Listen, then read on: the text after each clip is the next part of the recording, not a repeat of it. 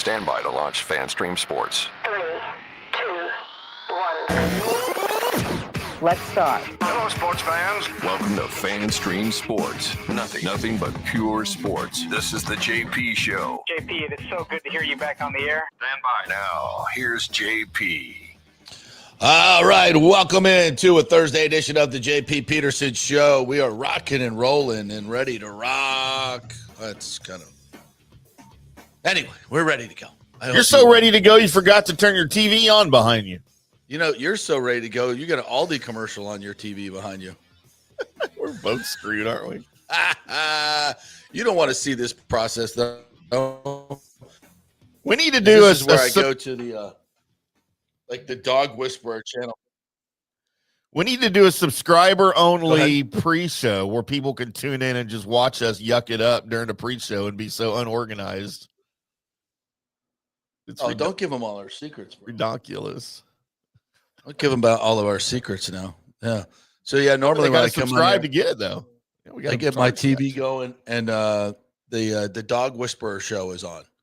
Remember that? Did you ever watch, like, I think his name is Caesar? Yeah, I remember him. I just never watched it.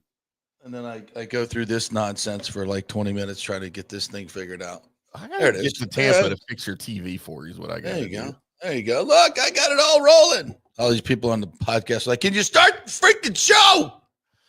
Sorry. Look, it's going to make them want to tune in and watch on YouTube. All right. Any of you guys that bored that you want to see me and Tim talk about stupid shit before the show? Because it is rather entertaining. I will say that. Much more entertaining than the show itself. Maybe. Welcome in. We got another big show for you today. Josh Queipo and I for the Pewter Report. I love chatting with that dude. He's super smart, and he goes over the tape like I do, so we compare notes. We don't always agree. So there was a little bit of consternation in today's discussion about the defense. I'm weird on the defense. I'm like, I don't know where to go with this thing. I mean, obviously the offense is humming, and we'll get to Bucs here in a second. So we'll do that Josh Queipo thing around 10:30. Joey Johnston, USF sideline reporter, fresh back from his trip to luxurious and wonderful Denton, Texas. Put an ass whooping on the mean green. Leave them not so mean, but definitely green. And in the rearview mirror. The USF is an absolute train. A train, and we welcome in FAU tomorrow. I think let's get see if I can get Higgins on the show tomorrow to pump up the game. Pump up the volume for Saturday night. We're gonna flood that place. I think I might have to go to that game. Is it at? Where's it at? Who's home? Some other responsibilities. It's at USF. It's homecoming. It's 7:30. All right. Prime time. Going to be a show. Bringing in FAU, our American rival. Florida Atlantic University, who now there's a Twitter war going on about between USF or Tampa and Boca Raton about the Cuban sandwich, like who makes the best Cuban sandwich. I'm like, are you kidding me? Really? Yeah. I mean, because clearly it's Tampa. Tampa has always made the best Cuban sandwich. Why? And they're ripping us because we use salami. I mean, salami is one of the most flavorful processed meats. Well, then it's not a Cuban sandwich. It's lovely. It's not a Cuban sandwich. First of all, we decide what a Cuban sandwich is. Because You're not Cuban. We invented it. We decide. Sure, it wasn't in Havana somewhere where they invented that. No, we invented it. So when Mr. Gonsmart says you make a Cuban sandwich from the Columbia restaurant, the world famous, with salami, then that's how it's made. End of story. End of story. And we have the best ones here. There was a little, we have all these little, I don't know, what do you call it? Cafecitos, or what are they called? Where's the Big O when I need them? Foreign restaurants. And these small family-owned Cuban restaurants in West Tampa, and they're all over the place. And you walk in, and they have all the, it's like casual style. The food's already there in the tins. Yeah. They scoop it out. The yellow rice has been marinating in that yellow stuff and the beans, and so you get the yellow rice. It's nice and moist with the black beans and the onions on top, and then they make it. But right near my kid's school, Old Cambridge Christian, you could go in and get a Cuban sandwich, just like a real Cuban sandwich on the Cuban bread, just perfectly made, pressed. Oh, perfect for like $2.95. $2.95. It was lovely, absolutely incredible. And then you get the accoutrement with it. You walking out $5 with that white styrofoam thing of absolute deliciousness. And the Cuban sandwich is just the best, absolutely best. And we make it better than anybody. And it has to be made right. But if you put salami on it, it's not a Cuban sandwich. Yes, it is. Look, here's the Texas equivalent of this, okay? The Texas equivalent of a Cuban sandwich. You're starting off in a hole. No. There's nothing Cuban sandwich. Nothing says Cuban sandwich like North Texas. That's not what I'm not talking about the sandwich. I'm talking about the official food of Texas, a pot of chili. You can have the best pot of chili that you think is the best pot of chili. If you put beans in it, it's no longer chili. Call it effing something else. Because by definition, chili does not have beans. So don't call it chili. It might be a very good pot of bean chili stew, but it is not chili. But it is not chili. So don't call it that. If y'all have a great sandwich that's somewhat like a Cuban, but it has salami, you can't call it a Cuban. Call it something else. We define it. Because we invented it. Simple as that. By the way, all you a-holes who think beans belong in chili, just go back to wherever you came from because it doesn't. Good morning to all you Petermans out there, Nathan and Rick, who says, stand down, Tim. I am Cuban. I was started in Ybor City with some German immigrants as well. That's right. We decide what it is. Yeah, but did they put salami on it? If it's in Ybor City, yes, whatever. If they put sometimes they do, sometimes they don't, whatever. It's ours, and we invented it. It's that simple by definition. You know what? I just confirmed anyway. The earliest recorded mentions of a distinct Cuban sandwich come from descriptions of workers' cafes in Ybor City and nearby West Tampa around 1900. There you go. Yeah, but I guarantee you they didn't put salami on it. Yeah. Let's just be honest. When it comes to those processed meats, they're all kind of the same. Like a hot dog or bologna. It's all chopped up, put in a thing, and then sliced up, molded together, thrown together with some spices and ingredients. It's and it's wonderful, absolutely wonderful. Except for olive loaf. I still don't know what the hell that is. Olive loaf. That's weird. Processed meats with olives in it, and I don't get olive loaf either. Olive loaf's like, what do we got going on there? All right, so let's get to the Buccaneers. 10:30, we'll find out a little bit more about who's at practice. But breaking news, Mike Evans is expected to be at practice today. Hallelujah. Mm-hmm. Hallelujah, man. Which is good because we might be missing somebody else. Yeah, looks like Ibuka is probably going to be out for this week. And that's going to be interesting to see how this offense runs without him because he has been the focal point. But listen, if we're trading, let's not get it twisted. As much as we love Ibuka, if we're trading Ibuka for Mike Evans, we good. Especially going up against corners 5, 6, and 7 for Detroit. They are going to be without Terry and Arnold, Ennis Rakestraw, DJ Reed out, and Brian Branch has been suspended. That suspension has been upheld. So you've got 4 of your top defensive backs out for Detroit. Let's go, Mike Evans. Nice week to come back. And again, the chemistry that he and Baker showed in preseason was insane. It was so good. I love who are the joint practices we had with the Titans, and he just scores a touchdown in red zone and just keeps running to the facility, going to get an IV. He's like, I'm done with you boys, toys. Drops a ball and just keeps running on into the facility to get a little IV, comes out a little bit later. I mean, they were so dialed in. So to see that come back, immediate big plays for Mike Evans. If of course his hamstring holds up. Kind of a big if. Still a concern, isn't it? Yeah, but indoors on the carpet, probably less chance of re-injury, less chance of dehydration, which I think leads to a lot of this stuff, quite frankly.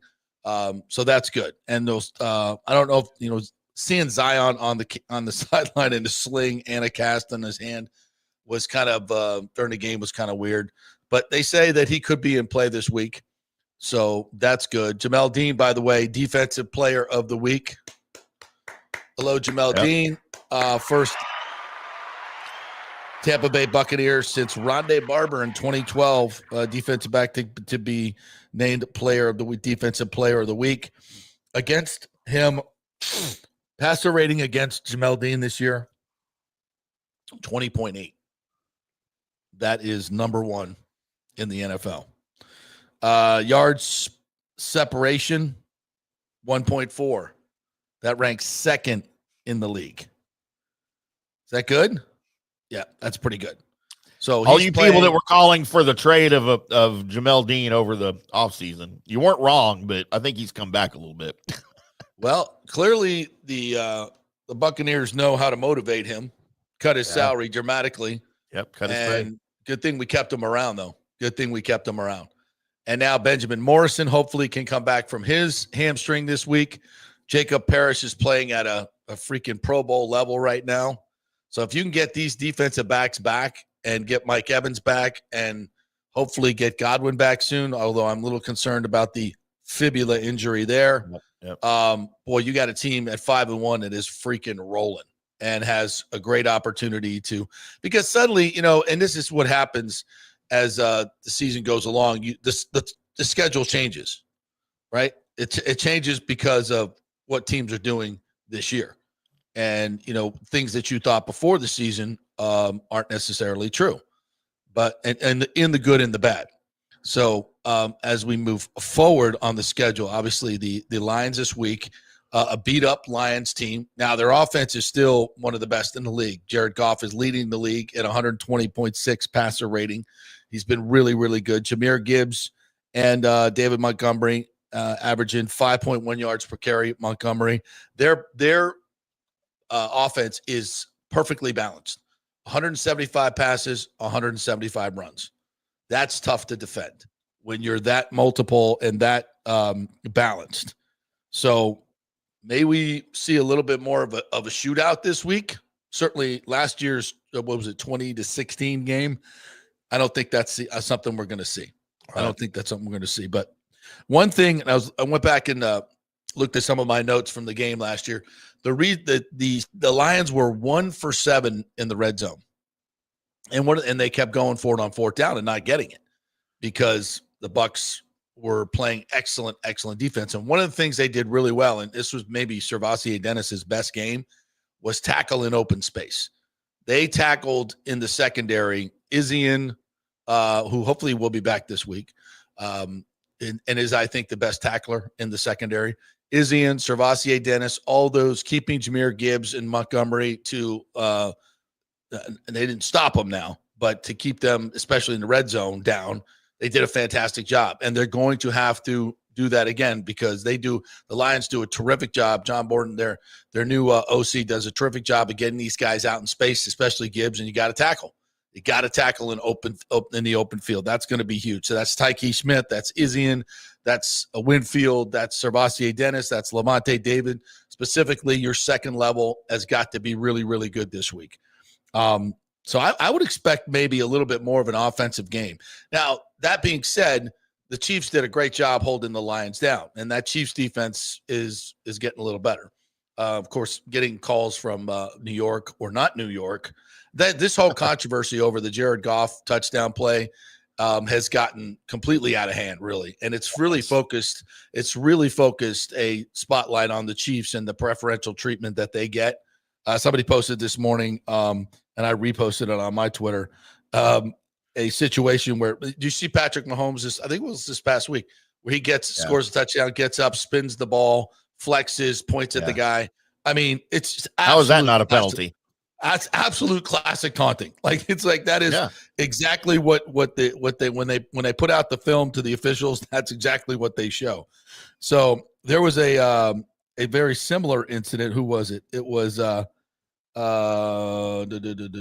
JSN, Jackson Smith and Jigba, did the same exact thing, and actually a little bit less demonstrative, and got a penalty. And of course, we have this UTEP research study that was done. God bless them. College kids finally doing something worth noting. But they went back and looked at all the preferential calls that the Chiefs have gotten in the Mahomes run, and it's demonstrative once again. Everything we think we saw with our eyes is backed up by data.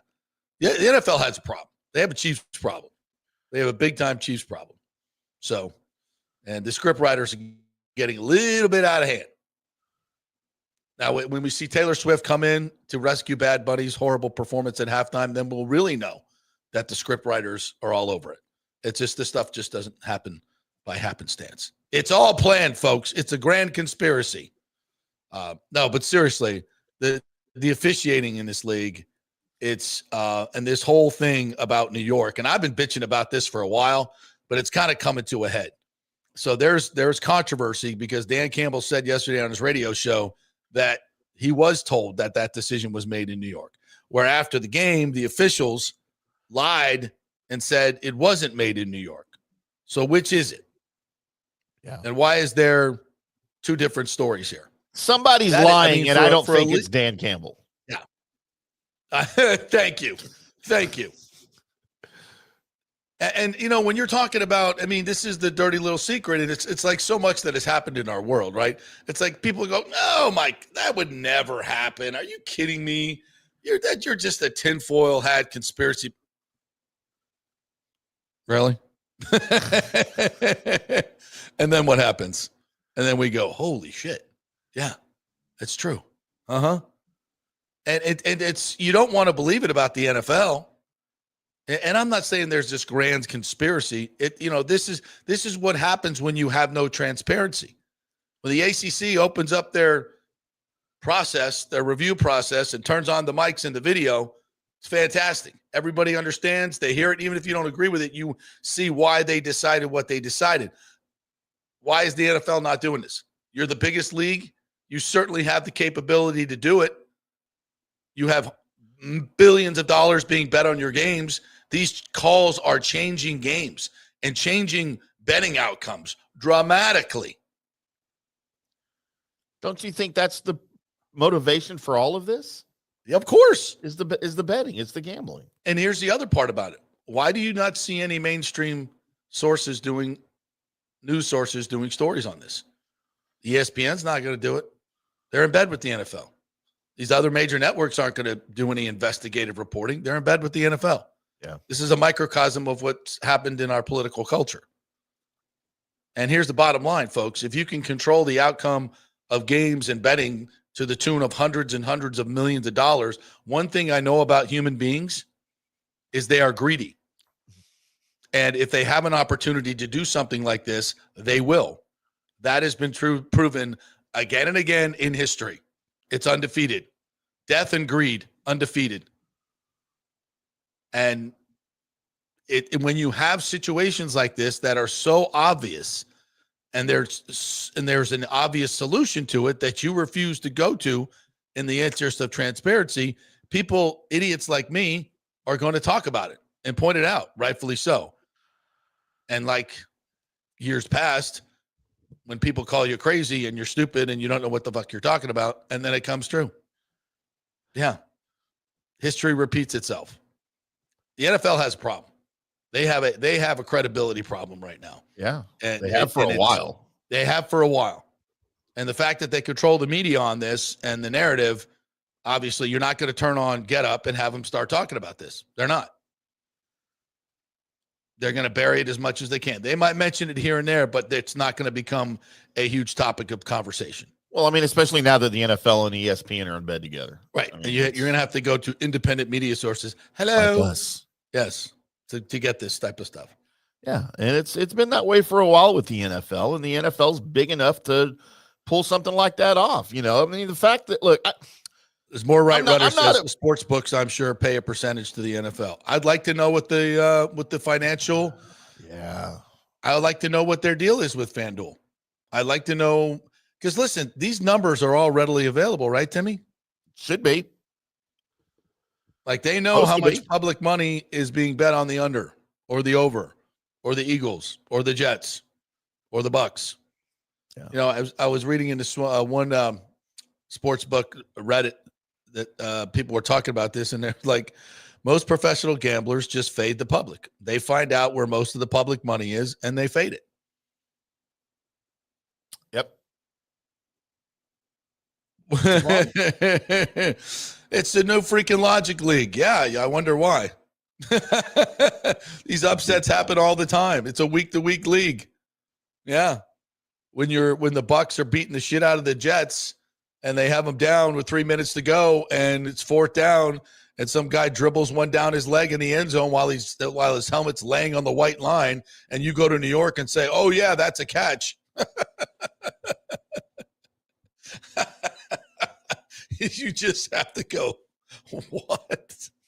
On what freaking planet? On what? Oh, so the line just moved from the under where 80% of the money was to the over. Oh, okay. And then the Bucs almost end up losing the game.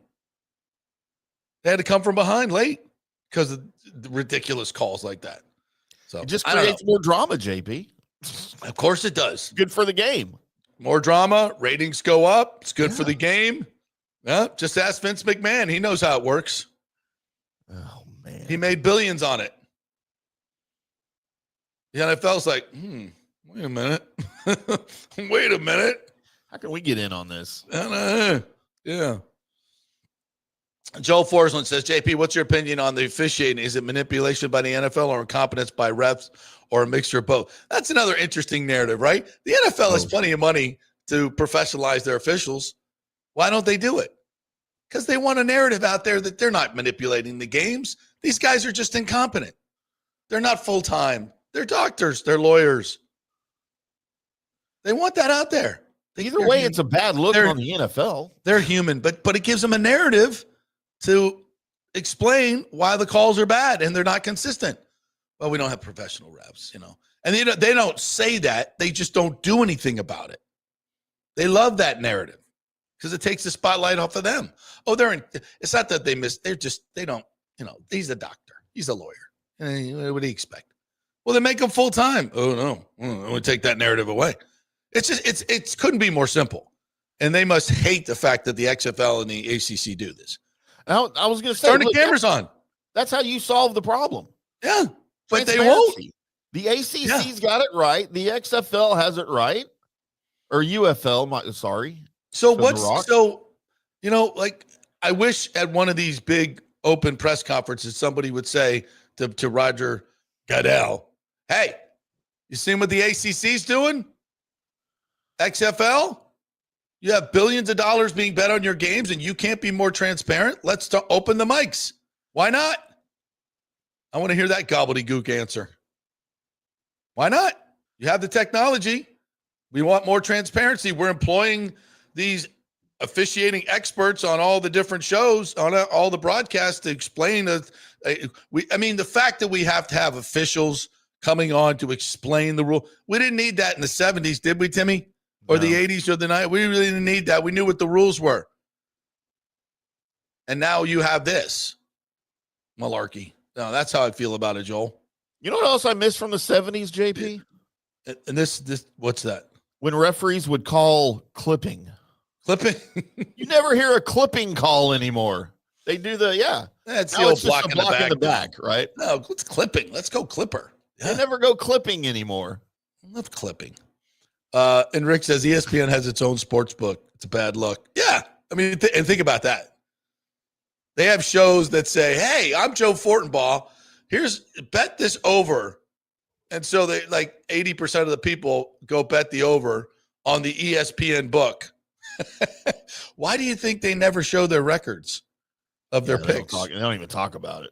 Why do they come? I have all these pick shows on ESPN. How come I never see your records?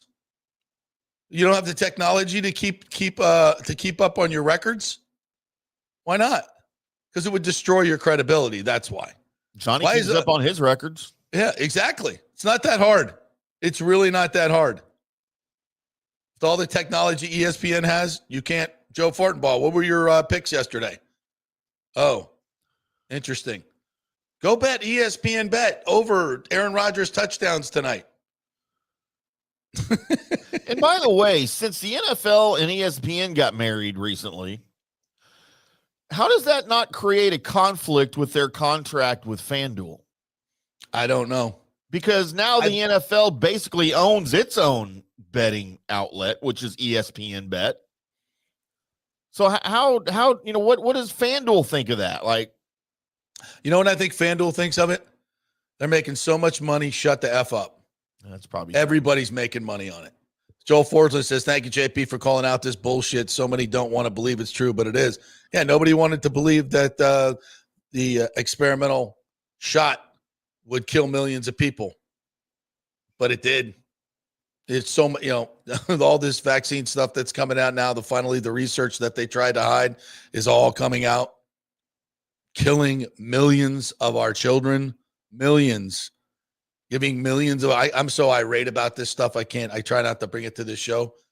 It's just and people and they don't care.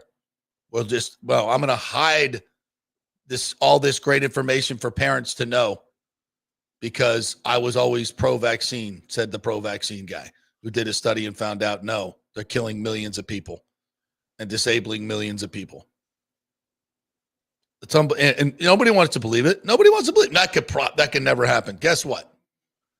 It's happening. And it's, and to say something like, oh, this would never happen. It's too big of a business. So's the medical industrial complex. Big pharma. Michael Lewis says the NFL's New York replay office is almost as bad as the NHL situation room in Toronto. Yeah, it's just like, why in a sport where there's so much money and so much attention and so many cameras and so much everything, why can't there be more transparency? It's a pretty basic question, and it only has one answer. Joel says there's a fine line. NFL isn't scripted, but is obviously manipulated. Exactly. Yeah. And I'm not saying they're in script rooms doing this stuff. This is a very, I think it's a very kind of calculated small group type thing that can, and that's the thing. When you have everything that's funneled to one office, New York, and it's all done anonymously, I mean, what are we doing? You're telling people. Oh yeah. So seriously, like I love the Bucs Jets example, and there's so many of them every week. It's like, why, that's never been a catch. That's never been a catch. When a guy strips the ball as you're going to the ground, I mean, and it touches the ground, that's never a catch. You can't, by definition, you can't have control of it if it's rolling down your leg. And that's what Zion did. And by the time he gets control of the ball, his helmet's on the white line. Yeah. It's obvious. It's so freaking obvious. But it continues the game. It flips the under to over. It makes, it gives, I think the Jets ended up covering that game too. It's controlled chaos is what they're doing. It's not hard. And you can say, oh, to me, it looks like that he caught the ball. It's plausible. It's not completely far-fetched. I mean, for those of us who have followed the league for 50 years, it's far-fetched. But for the casual fan, it's like, oh, yeah, I guess he caught it. Yeah. But for those of us and the players, I talked to the players and like, Zion, did you strip that? He goes, yeah, I thought I did. I felt my hand completely rake the ball out. Yeah. I mean, I didn't see whether it touched the ground or not, but I know I raked the ball out, but that's the call. So it is what it is. These players are very good about that. Oh, that's the call. They're not going to argue it because they get fined hefty. How about that? We have a system. If you bitch about the calls that we're manipulating the league, we're going to fine you. Shut up and conform. Yeah. Patrick says, you're the second shooter in a grassy knoll guy, aren't you, JP? Damn right. So it started Actually, off. there were two shooters on the grassy knoll. And if you're one of the idiots that think there wasn't somebody on the grassy knoll, sorry, Patrick. I didn't mean to call you an idiot. I'm sorry. But no. Yeah, JP, you're banned. We don't call names on this show. What are you doing? I know. My bad. I take it back. Can we ban JP from his own show? Apologies accepted. I broke the rule. My bad. But yeah, I'm like, no, it's you know who I'm not? I'm not the guy that thinks one dude in a 6 stories up from 200 or 100 yards behind Kennedy fired a magic bullet that went through his neck out of him, took a left at Senator Connolly, went into his thigh, took a magical right out. I mean, go read the magic bullet. And was undamaged in the process. And it was completely pristine, laying on the stretcher. Yeah, I'm the guy that doesn't believe that. Yes, that's me. That's me. Well, the Warren Commission said that this is how it go. I mean, it's laughable. It's laughable. So if you think it can't happen, I mean, God, if over the last 5 years, if you haven't figured that out yet, don't trust your government. They're lying to you. No. And have been for quite some time. Here's another one. Joel says, fumble last week in the UGA Auburn was another example. Replay took 15 minutes. Why? I love to hear the discussion going on during that. Yeah. The SEC won't go transparent, will they? Nope. That took forever. And I don't know about you, but it looked like he scored to me. It looked like he broke the plane before he lost that ball. Yeah, it's almost obvious. Yeah. I thought it was obvious too. Yeah. I'm like, and that whole game turned on that. Whole game turned on that. So who ended up winning that game? Oh, Georgia. Oh. The SEC's darling. Mm-hmm. Regardless of Kirby Smart lying about timeouts. Yeah. Yeah. That's the other one. I thought that was funny. He's running down, and you could see his lips going, timeout. You know what? I don't have a problem. No, they were with clapping. That at all. They were clapping. What? Everyone's calling him dishonest and a liar and a cheater. Dude, I don't have a problem with that at all. If you can get away with something like that, I don't know. I don't have it. Everybody does that. Teams do that every game 1,000 times, things like that. I don't have a problem with it. Marty Aaron says, history doesn't repeat itself. Human nature doesn't change. I think it's the same thing. That's kind of the same thing, yeah. It's kind of the same thing. Yeah. And Moorright Roder says Kirby Smart should be suspended a game. Oh, wait, they have college game day at home this week. Yes. Yes. Yeah, but if you suspend Kirby for the game, you can have him at the table on college game day. Yeah. I guess. Rick says Mike Evans' hamstring issues tied to his use of beans in his Texas chili. There we go. Beans in chili. I'll say it there again. We go. There we go. Beans in it. Don't freaking call it chili because it's not. Michael Tucker says, good morning, Petermans. Dean is highly motivated in a contract year after restructuring deal, just setting him up for a big payday. Yeah, why does it take that? Why does it take that? I mean, for a lot of guys, though. Not Jamel, and by the way, Jamel is the nicest dude in the world. I love him. He's always smiling. He's always playful. I've seen him, at the All-Star tournament away from, One Buck Place, and he's a treasure, man. He's such a nice guy. And so he's out there spinning the DJ. He's dancing, rapping. He's hilarious. Great, great dude. So I'm so happy to see him have success. And, but he's kind of that guy. He's not a super intense guy. Some football players, you just want him to be, all full LT, just total intensity, see ball, hunt ball, kill people. He's just not that guy. He's just a fun-loving, always smiling, not a super intense dude. But he's a hell of a corner. He's a hell of a corner. And he does a lot of things really well. He just can't catch the effing ball, except if it's 4th down and 6 when you should knock it down. He catches it. Still bizarre to me. Yeah, I'm so happy for him and his success. And the Bucs have definitely invested in some younger corners. So I don't know if they'll be able to keep Jamel around because he's going to be highly in demand. He bet on himself and he's going to make a lot of money. Good for him. All right, we're going to take a break and come back on the other side. We got some lightning stuff to talk about. They made a move. Steven Stamkos talked to Pierre LeBrun at length about his exit from Tampa. Some interesting quotes in that story I want to get to. And college football, we got lots to get to. But coming up next, Josh Queipo will join us from the Pewter Report as we break down the film from last week, seeing what the Bucs did well, what they will do this week against Detroit. We're brought to you by the Jeeves Law Group, JEEVES lawgroup.com. They're local, trusted, and get results. If you're in an accident, you got to call my man, Scott Jeeves. He brings you the Gator Report each and every week. Been doing this for over 30 years here locally. Offices in St. Pete and Tampa. He's at them all the time. So he's actually local, and they support a lot of your local charities as well. So keep it local, folks, with the G's Law Group. And Genesis of Tampa, our great friends over there at the Murphy Auto Group. Get over to the new showroom over there and check out these Genesis coupes. And the SUV, the GV80, is absolutely incredible. And for the money, when you test drive it and then you hear the price, you'll be like, what? Seriously?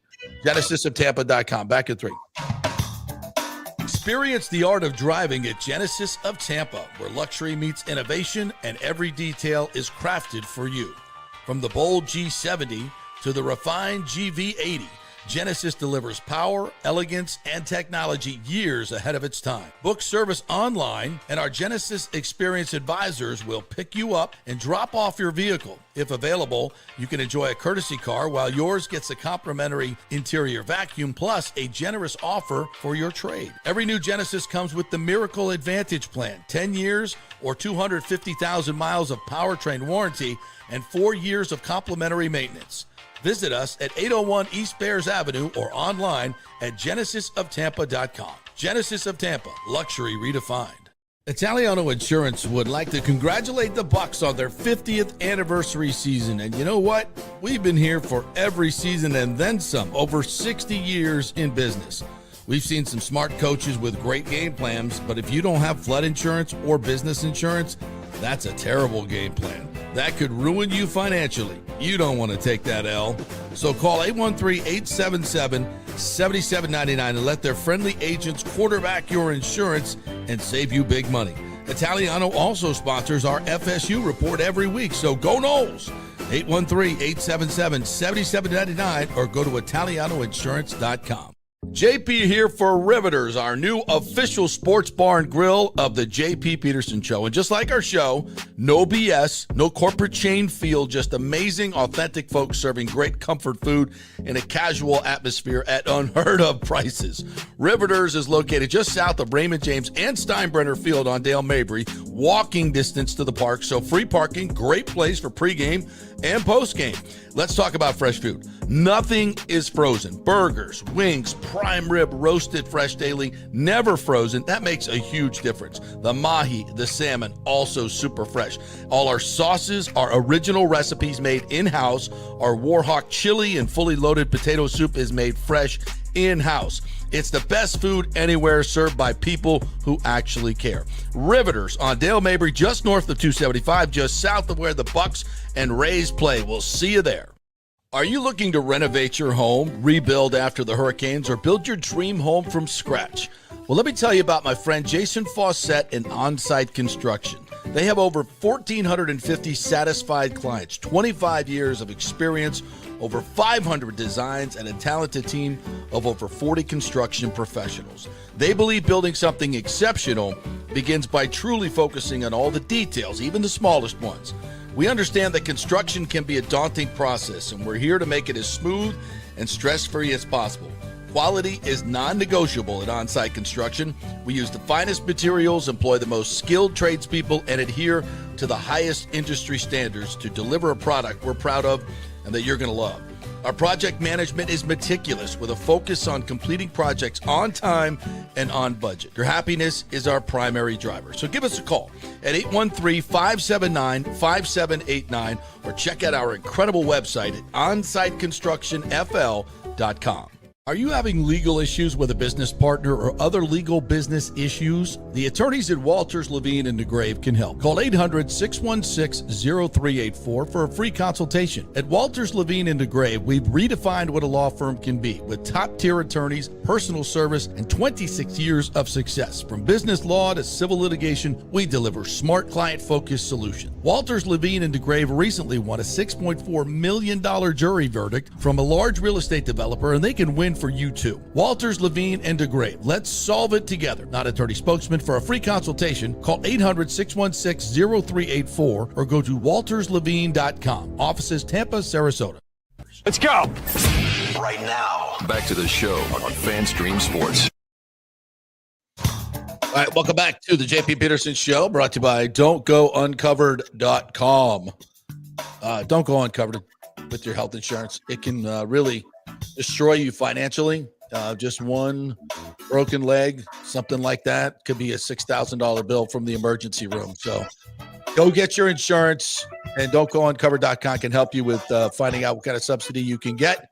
Let them do all the work. You save all the money. I've worked with them for over 5 years. Don't go uncovered.com. There's a list of different plans you can choose from. There's some different subsidies. Just get your financial information together. Don't need a whole lot, just a little bit. Just have your tax return handy, and they can help you out. Don't go uncovered.com for health insurance if you hate what you're paying, and many of you do. Or some of us just don't have any at all. You don't have? Are you uncovered? As of July 31st, I found out I'm uncovered, and I did not know. You need to call don'tgouncovered.com. Apparently, I'm doing that after the show. I'm going online. Yes, you better do that. I just found out my medications are over $500 a month now. Jesus Christ. And I was paying like $30. Yeah, that's a problem. Yeah.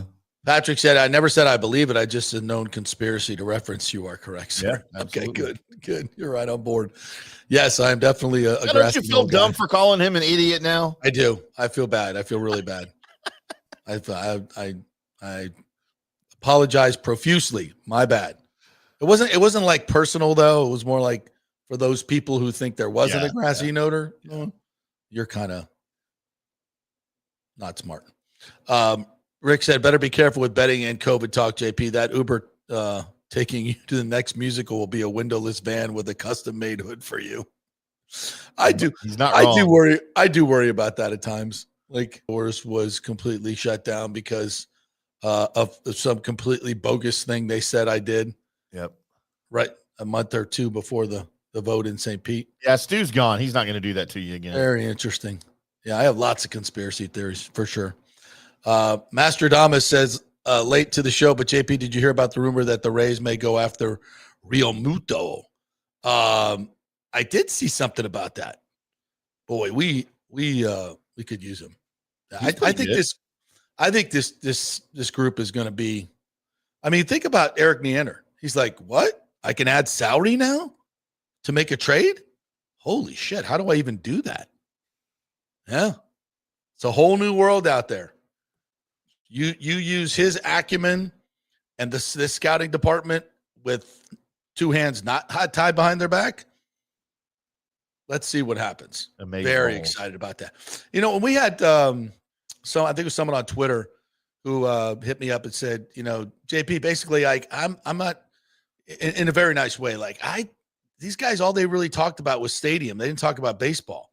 I'm like, yeah, I get that. But that's the thing. The stadium has been the overarching number one issue forever. In order to get the payroll where you need it to be, you got to get that right. And they did link the revenues from the new stadium to payroll. They did that many times. They said, you know, Atlanta is the model. Now keep remembering this. Atlanta is the model. And when they got their new stadium and all the revenue from it, they put it right back into the team and won a World Series. They spent a lot more money. So that is the template, not just to build a stadium and the area, but also to put back into the team and become a consistent winner who can win in the postseason. So that they did connect that, and I understand that people are like, "Oh, it's just stadium talk." I get it, but no, there's a reason for it. Yeah, and the reason they didn't talk baseball is they don't want to interfere with baseball. They just basically said, "We're going to give Eric and Kevin Cash, give them all the resources they need, much more than they had, and let them go do their thing. We're not making calls on which starting pitcher to bring in or catcher. We're just going to give you more revenue, more to work with. You go win." Isn't that what you want to hear? That's what I wanted to hear. So, yeah, I think there's a lot of attention on a stadium. And so the people think, oh, these guys are just real estate guys. They don't care about baseball. No, they care. Ken Babby cares deeply about the baseball. And so does Zalupski and Cosgrove, all of them. They love baseball. But they're also smart enough to not insert their ego into making baseball decisions. They're just going to give you the resources to work with. I love that. It's very Glazer-esque. All right, so Bucs and Lions coming up this weekend. Our great friend Josh Queipo, great film study guy at the Pewter Report. We talk to him every week about last week's game and the upcoming game. Here's our discussion with Josh Queipo, Pewter Report. Here we go. All right, it's our weekly visit with Josh Queipo of the Pewter Report as we break down last week's film and look ahead to the next matchup with the Detroit Lions. What's up, Josh? How are you? Doing well, JP. How about yourself? It's always good to look at a winning film, isn't it? It's always you always have just a better feeling waiting for those good plays to happen. But man, another thriller last week, and so much to talk about and unravel as we look at last week to learn what we learned about this team moving forward. So that's kind of how we look at this. So just your overall impressions on what we learned last week in another dramatic win, although a 2-score win. Our first 2-score win of the year. It's like a blowout for the Buccaneers. It was funny when Chase McLaughlin missed his kick a little bit earlier in the game that could have put them up by 2 scores. I put out there, I was like, that was predictable because they don't know how to be in a 2-score game. That's right. Hey, he came back and he hit the last one, which really sealed things off. So, yeah, I think my big takeaway from that is number one, and I think some fans may disagree with me on this, but Todd Bowles is really heating up in terms of what he's doing on defense. And I've got a few different ways that I can kind of take that. But, a lot of people got frustrated with Bowles' bend, don't break in years past. Well, this was a defense this past week that broke a couple times. But trade-off there was 6 sacks, 2 turnovers, almost a third with the Levante David one. So typically when you look at defenses, it's one or the other. If you don't want to see those big plays, what you give up is some of the splash plays in your favor. The Minnesota Vikings embody this quite a bit with Brian Flores. You hear about the Vikings and how much they create pressure and sacks and turnovers, but you forget that they give up a lot of yards, right? And that's what we saw against San Francisco. Mm-hmm. And then look a little bit deeper, a lot of those busts, they weren't soft zone coverage necessarily. There were some really intricate rotational zones that they ran. A lot of it was just really bad field conditions. And you had players on both teams who ended up slipping a lot and just not being able to get the traction that they normally would get to be in position. So it was just horrendous field conditions, left a few guys out of position, which led to some of those really big plays that San Francisco had. And they pay the other guys too. Mac Jones made some really awesome plays in that game. So I'm really excited about what the defense is starting to put together. I think that they can be extremely special down the stretch, especially if they can get one or both of Zion and Benjamin Morrison back, because then the entire menu is available to Todd. Yeah, to play more man. So as I'm looking through the film, and especially in the first half, I see a lot of 4-man rush. Yep. Not a whole lot of pressure. And what I think is zone. There may be some intricate rotational zone, but it looks like zone. It doesn't look like man. And those were the plays that it felt like Bourne got loose on the deep ends. I think there was a skinny post on one of them. So to me, it was frustrating to watch that, no blitzing and watch him pick apart the defense. And then in the second half, it was, and listening to the TV copy, Romo almost called that Levante David sack and said, it's going to start Bowles is going to start bringing pressure in the second half. So I'm wondering if my frustration is born out of Bowles just waiting for his moments to make those calls and not just in years past, he's blitzed at 40% rate.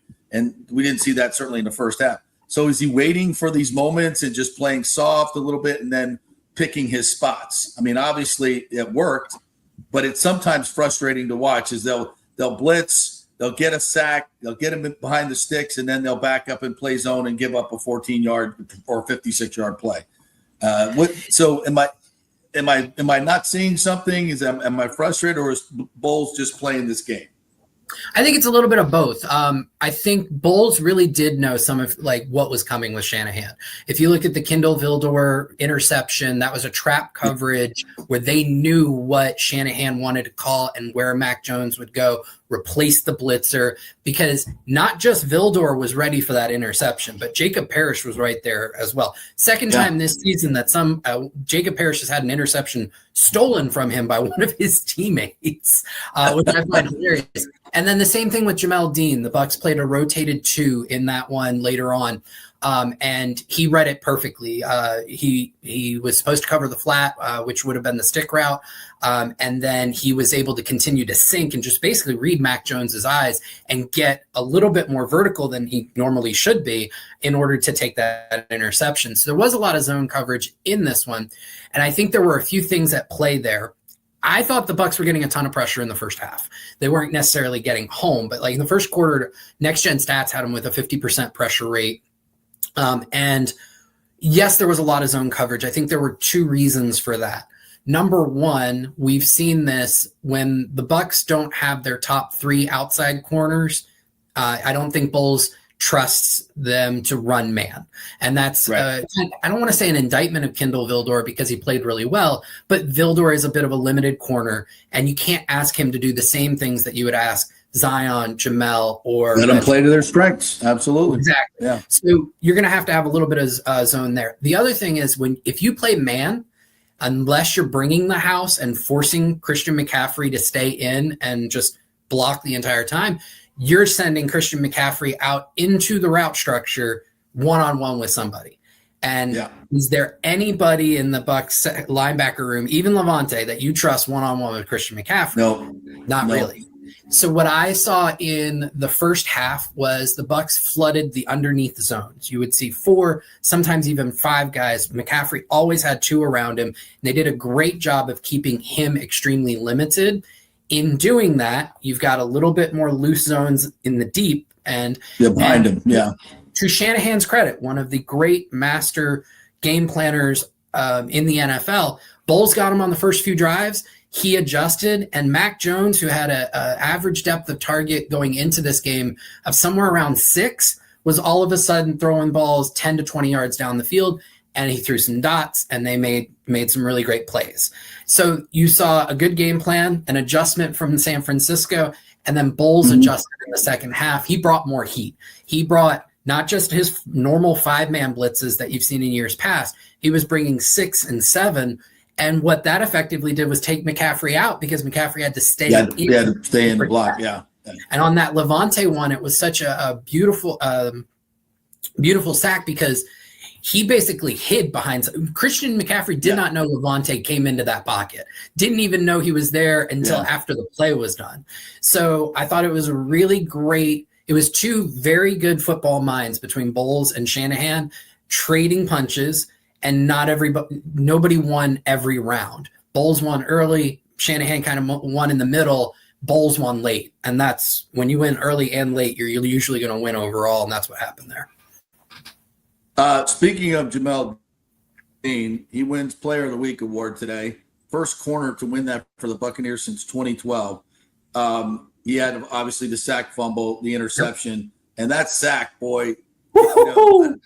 Was that a tight end that he schooled? Yep. So he come with, I guess he did the hand rake. He did the rip and dip. Underneath it and ripped and went. I mean, excellent technique. Excellent. Hey, Yaya, take a look. Excellent. And then and Bowles was so excited about that. But then you look inside the numbers right now, and he's number 1 in passer rating against in the league. 15 plus targets. He's second in the league with 1.4 yards of separation. And all of his numbers across the board are among top 4, the major. I mean, that's a hell of a job for a guy that got his salary cut drastically and is basically now betting on himself in a contract year. So 2 things. Number 1 is, where the hell was this when you were getting paid? This is what it took to motivate you. I don't get it, but whatever. He's playing great football, and that's not to say that the Bucs won't re-sign him because clearly they knew how to kick him in the ass and motivate him. I doubt there will be a re-signing, because he's earning a bag, and they've kind of made this large investment into the youth movement. But it is nice to see that. Yeah, I've always been somebody who thought Jamel Dean has played fantastic when he's been on the field. I know that a lot of people have been frustrated with the ball production. I've always been of the mind that pressure really creates turnovers more than coverage does, just in general, because you're forcing quarterbacks to make bad decisions. And I think Jamel even said that in his press conference today, that, it's something that on the back end, they're kind of cognizant of. All of the pressure that the Bucs front is creating is forcing some bad throws that they've been able to take advantage of. I think a really good example of that was his first interception against the Jets with Tyrod Taylor. It was kind of a duck from late, gave him the opportunity to make that play. With that said, there is a little bit more ball production from Jamel this year, which is really nice to see.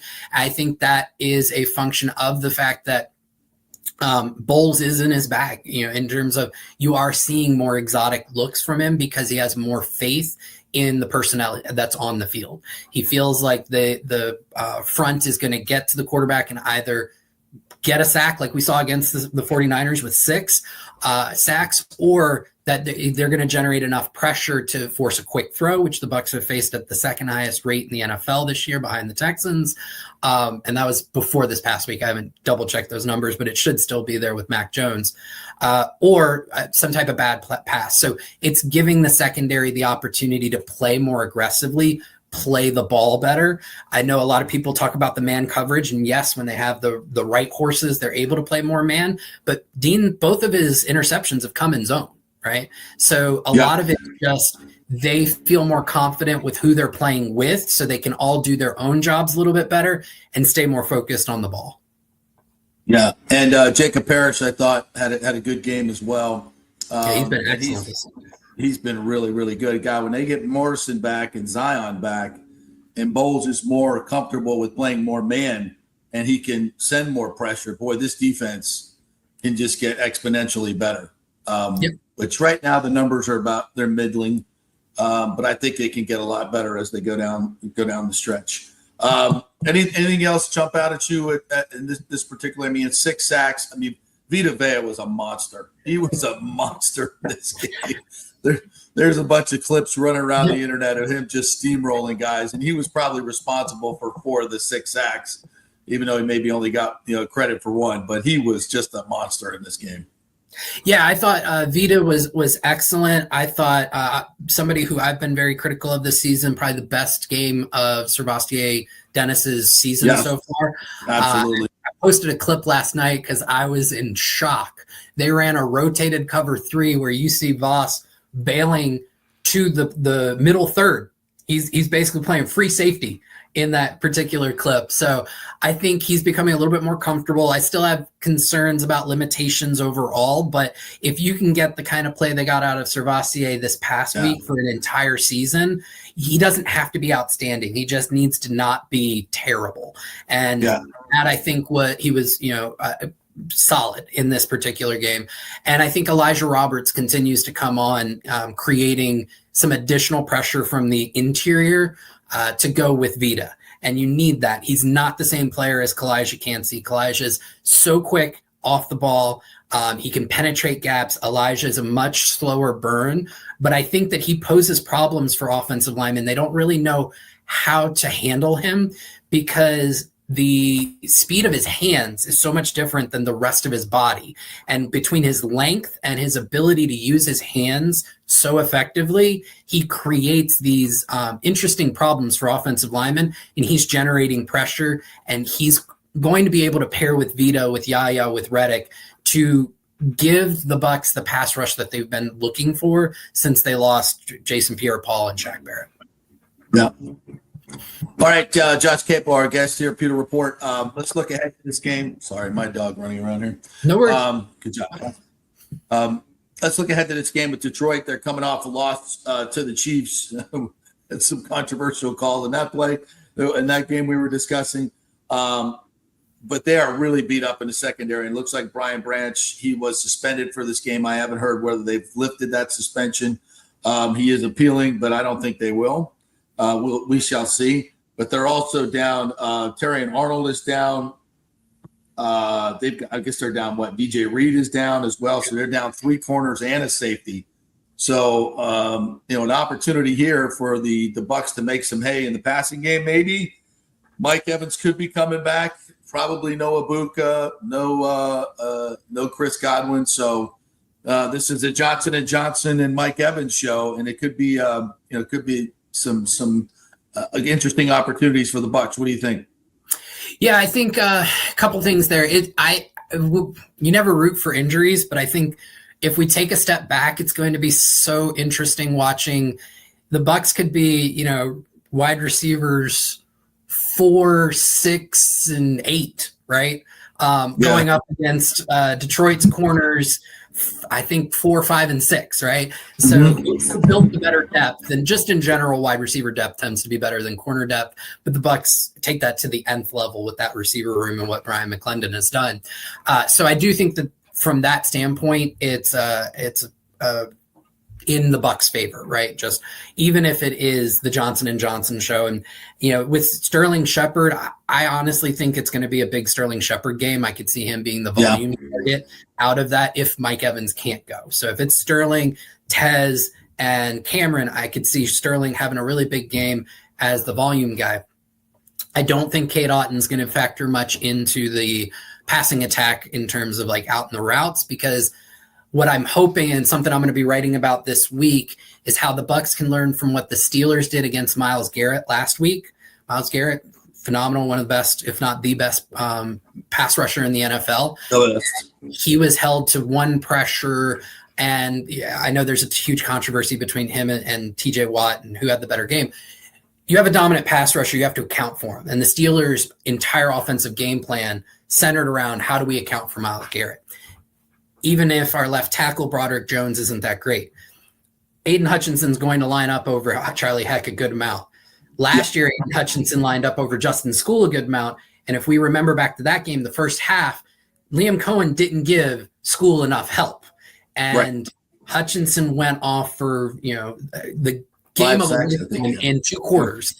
In the second half, they sent more help. He was handled a little bit better. I think that's going to be a big part of what Grizzard does, and I think Cade Otton and Payne Durham are going to be a huge part of containing Aiden Hutchinson and the pass protection game. As such, I don't think you're going to see much from the tight ends from a receiving production standpoint. I do think you're going to see a lot of screens, and the Bucs are going to try and continue to use that as an extension of their run game. But if they can control Hutchinson, I think that they have enough quivers in their basket to create 24 to 26 points. So I think that's really the big factor, though, is they have to control Hutchinson. If they can do that and give Baker enough time, there's enough injuries in that Detroit secondary that he can take advantage. And as for the Bucs defense, Jahmyr Gibbs, David Montgomery, I think as good a 1-2 tandem as you have in the league. Montgomery's averaging 5.1 yards per carry, and Goff is leading the league in passer rating at 120.6. So, and they are perfectly balanced: 175 runs, 175 passes. This is a tough offense to zero in on tactically. Where do you see that matchup? I think tackling is going to be such a huge thing. Detroit creates so much after the catch, and then with that run game, you have to be able to wrap up. You cannot give them any extra yards. So I think that's going to be a critical point of this. Going back to the man zone stuff, I think that it's got to be a heavy zone game, and the Bucs were successful on defense last year against Detroit, running a lot of zone coverage. Again, it comes down to how dynamic Gibbs is in space. You have to account for that. When you get into man coverage, you leave somebody like Servassier Dennis up against him. That is an absolute advantage to Gibbs and the Lions. We saw what happened against Bijan Robinson, right? And Bowles flat out said it at the end of he got out-athleted. Well, Servassier has not become some different athlete. Levante's on the back end of his athleticism. So I think it's a heavy zone game where they're going to have to keep eyes on Goff and then break quickly. So it's a lot of just as soon as that ball gets out, the Bucs corners and safeties have to be rally and tackle. Rally and tackle, but also just force, get your hands in there, force difficult catches at the catch point. I think that's really critical there. And then how do they match up against Amon-Ra St. Brown? A lot of that'll come into whether Morrison or Zion can go. But if they can, who's covering him? Is there any type of follow coverage? I don't think there needs to be. I think Parrish is good enough in the slot to handle him.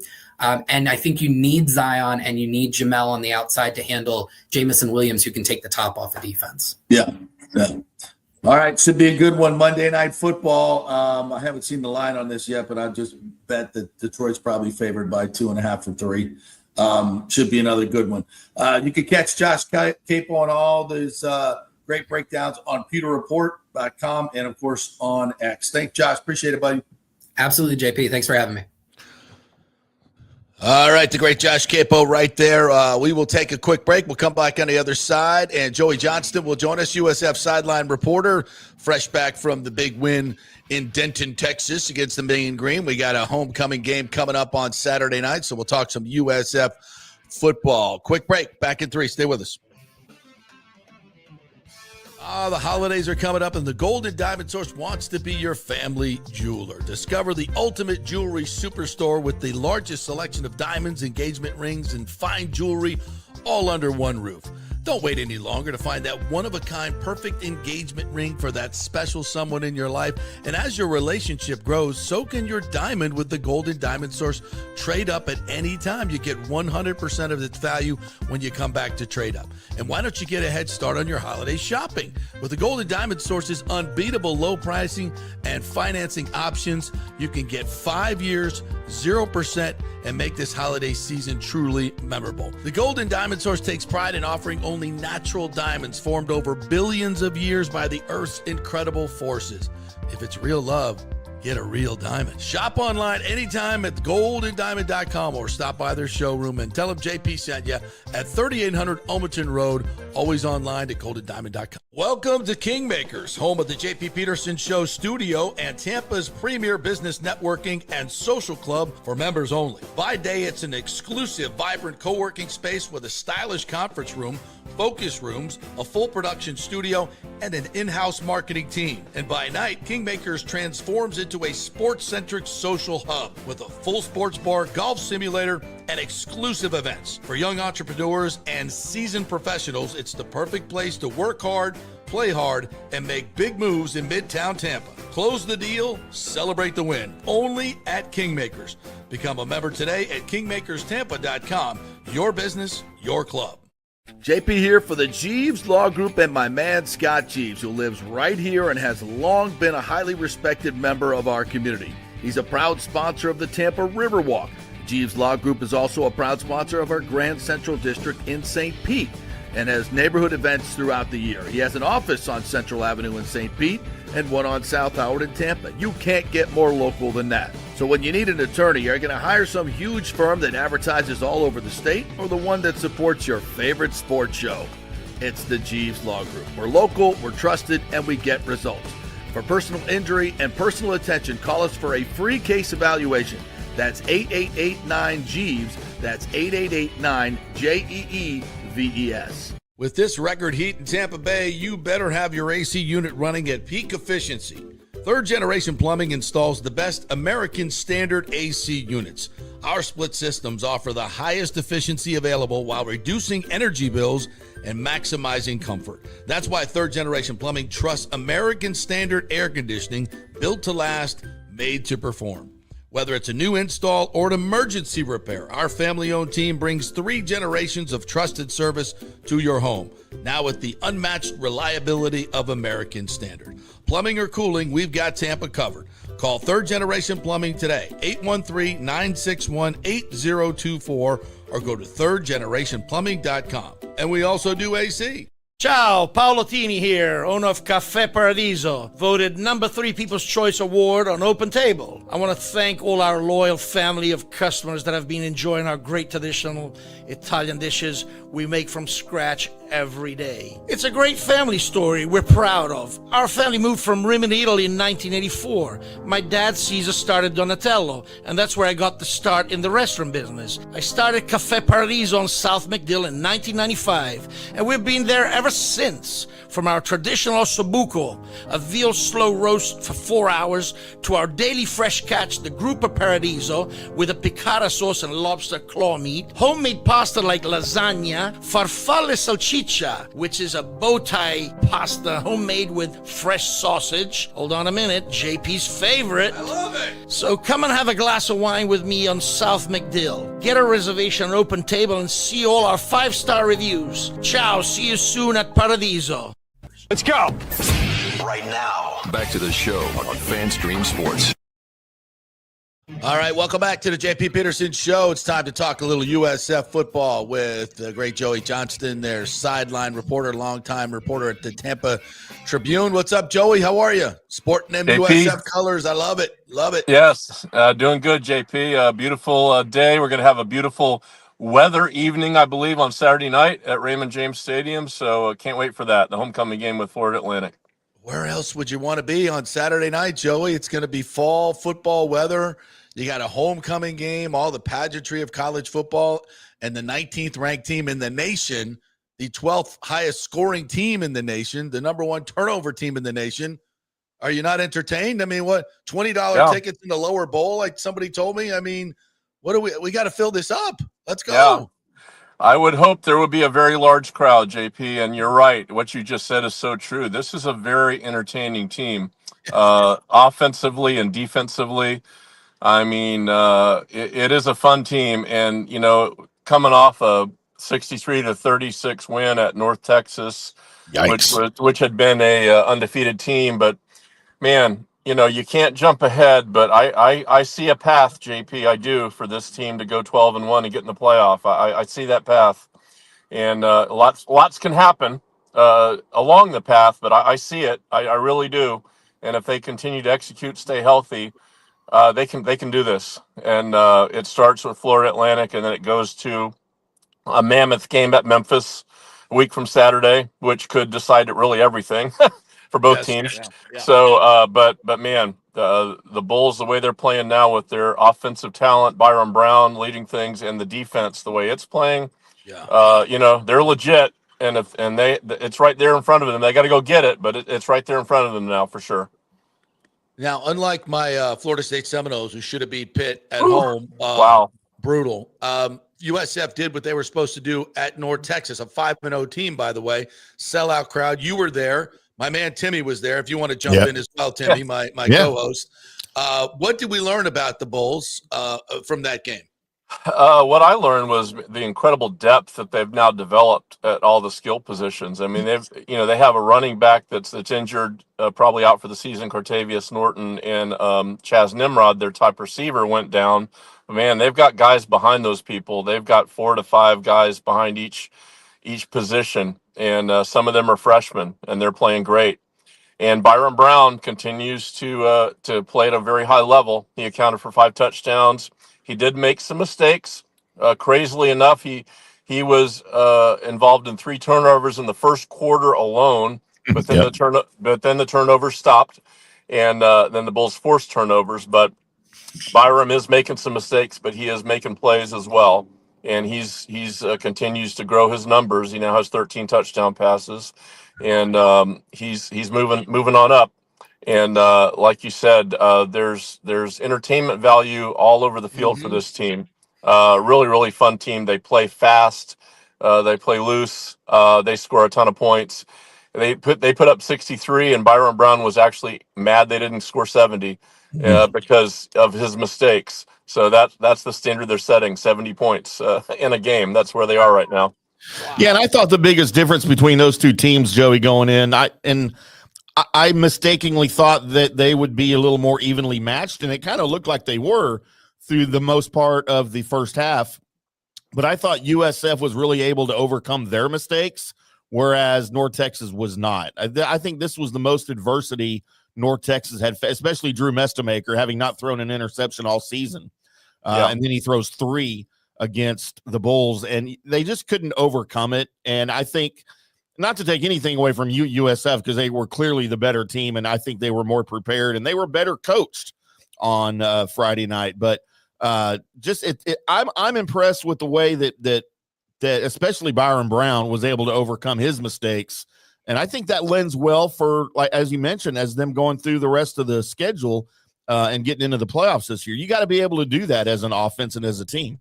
Yeah, you do. And, I think their ability to create mistakes has really helped. I mean, there's so many things that happen in that game, but one thing that you can't forget is North Texas is leading 7-0, and they're in the red zone about to make it 14, and Jalen Schuler goes up in the air to grab an interception that really changed the early momentum of the game. So USF's not only getting turnovers, but they're getting them at big times, and they're scoring off of them. Yeah. So that's a huge thing. They lead the nation in turnovers at 16, and they're getting them from a ton of people. They're getting great individual athletic plays and interceptions. Jarvis Lee knocked the daylights out of a receiver to lodge the ball loose, and Jalen Schuler picks it up and runs it in. So, they've got guys crash into the ball, and when you do that over the period of a game, you're going to get turnovers. So let's hope they can keep that up, because it's definitely making them into a very, very, resourceful unit for sure. Yeah, well, Jalen didn't really run it in. He kind of took a circuitous route. I don't know what he was doing. I really can't explain it. I don't think he can either. But you know what, yeah. though? I bring it up not as a negative, but as a positive, because it's a teaching moment, and I love the way Alex Golesh handled it. He's like, that's what bad teams do. Right? Tell us the story.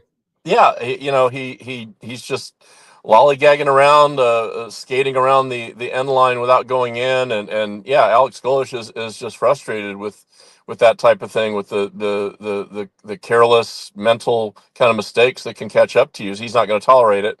So even in a 63-36 game, he's frowning about things like that. He does not want it, and he's not allowing it. And let's be honest, that ball could have been punched out, possibly. So, they're probably not the only ones, but USF, I know they make the tape of all the NFL mess ups, like the guys dropping the ball before they score, and all the dumb things that happen that you remind you got to play with your head, not just your body. And that's another thing that there's no call for it, no reason for it. So, what are you doing? You need to strap on your helmet and play a little harder than that. Yeah, I love that. When you make big mistakes like that and it doesn't cost you a game, it can be a great learning experience. And the it's one of those things that I've noticed, and Bryant McFadden has noted, former Knoll, about Florida State, is under Norvell, there's very little accountability. Guys make mistakes, they go right back on the field. Golesh doesn't tolerate that. And he will call them out, and when you have great relationships with your players, you can call them out publicly and use it as a teaching moment. And it's not something where you'll lose the player or lose the team. And that's what I think Golesh has done a great job with. And that you can speak to this. These players love him, and they really perform for him. And talk a little bit about the coach-player relationship that he's got going with this group. Yeah, he's done it since day one. I mean, he's just omnipresent around these players.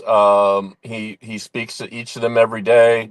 You see him, whether it's in meeting rooms or getting on the aircraft after the game. He's talking to every single player, getting a read on their temperature. So yeah, he is not a guy that lets anything fester. I can tell you that for sure. If something's going on, he's gonna nip it in the bud. He's gonna get in your face, and he's gonna address it head on. And it might not be the popular thing to do, but man, that's what he does. And so yeah, I guess another way to say it is you always know where you stand with him. There's no mystery about it, because he's gonna get on you right away if there's something going on. But he coaches them hard. He loves them hard. And you're right. They are together with their coach for sure. Joey Johnston joining us here, USF Bulls sideline reporter. All right, so let's look at this FAU game. There's a little bit of history here as well with Alex Golesh and Herman, the coach there. So tell me a little bit of former coach. Yeah. So tell me a little bit about the backstory with the with this team FAU coming in. Well, in 2023, it was also the homecoming game. It was a day game, and FAU came in and put a big number on USF.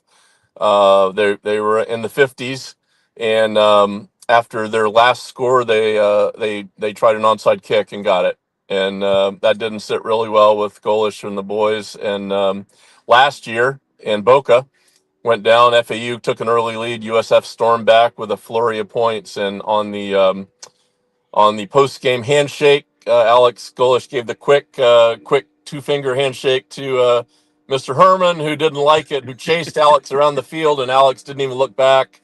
So, yeah, a couple of crazy sidelights to the games. Now the coach is gone, Tom Herman. It's now Zach Kitley, who's the youngest coach in America, age 34, head coach. Was the former OC at Texas Tech, former assistant at Texas Tech, who worked with Patrick Mahomes back in the day. So he's one of these, again, play fast, quarterback whisperer kind of guys. He looks like an up-and-comer, and Golish knows him, respects him. So I don't think there'll be an edge to it like that. But Zach Kitley looks like he's a guy that's going to come in and build up FAU. FAU is playing much better. They've won a couple in a row. They've got a really interesting quarterback, Caden Veltkamp, who transferred from Western Kentucky. He's 6'6", 240. Gets rid of the ball quick. They've got a big offensive line. So, the defense is going to be challenged. This guy actually leads the country in completions per game, 27. They are going to throw it. They're going to throw it quick. They're going to move the ball around. So the defense of USF will be challenged. USF is a heavy favorite, but they are aware that this is an air raid kind of offense they've got to be aware of, and these guys are going to try to pitch it all over the yard. So it'll be, again, I think another very entertaining game. Both teams are going to play fast. Both teams are going to throw it around, so it'll be a fun kind of game to watch, I believe. Awesome. That should be fun. 7:30 tickets are I think somebody told me $20 in a lower bowl. Is that right? That sounds about right. Sure. Golly. Yeah. Come on out. It'll be again, we get a little break in the weather. It looks like a little edge off the humidity. So Nice. Night game under the lights. Love that for the homecoming, so everybody can get ready all day and get all prepared mentally for the game. And it's going to be a great atmosphere and a chance to USF again to play on ESPNU and hopefully take care of business. And then, man, strap it on after that, JP. We got the at Memphis game coming after that, and that's going to mean everything. So next week we'll have a lot to talk about if USF wins, because that'll be the big game. It'll start, unfortunately, at 11 a.m. local time on October 25th. Not a big fan of that, but that's what television wants. So, but it will be an ESPN game. And again, undefeated Memphis, one loss USF. And really the winner of that has a pretty good road to win getting the league title game and perhaps get to the playoffs. So that will be as big a game as USF has played in many years. They'll have to go to play. They're at Navy too, right? Annapolis? They're at Navy. Yeah, they're at Navy. And the Navy just beat Temple by 1 point, 32-31. We're not quite sure how good Navy is. We're actually not quite sure how Memphis is, to be honest with you. Their schedule has not been anywhere near USF's. They did beat Arkansas. But, this will, another couple weeks, we're going to really know a lot more about both these teams and certainly know more about USF. If USF can take care of FAU and win at Memphis, then, man, it's going to be a November to remember, I believe, as USF will have everything in front of it, the greatest goals you could imagine. And, potentially, if they can win out, an American Conference Championship game right here in Tampa could happen at Ray J. So, yeah, we got a lot in front of us, but as Alex Golish himself would tell you, you got to take care of FAU first. Yeah, we're allowed to talk about that. Yeah.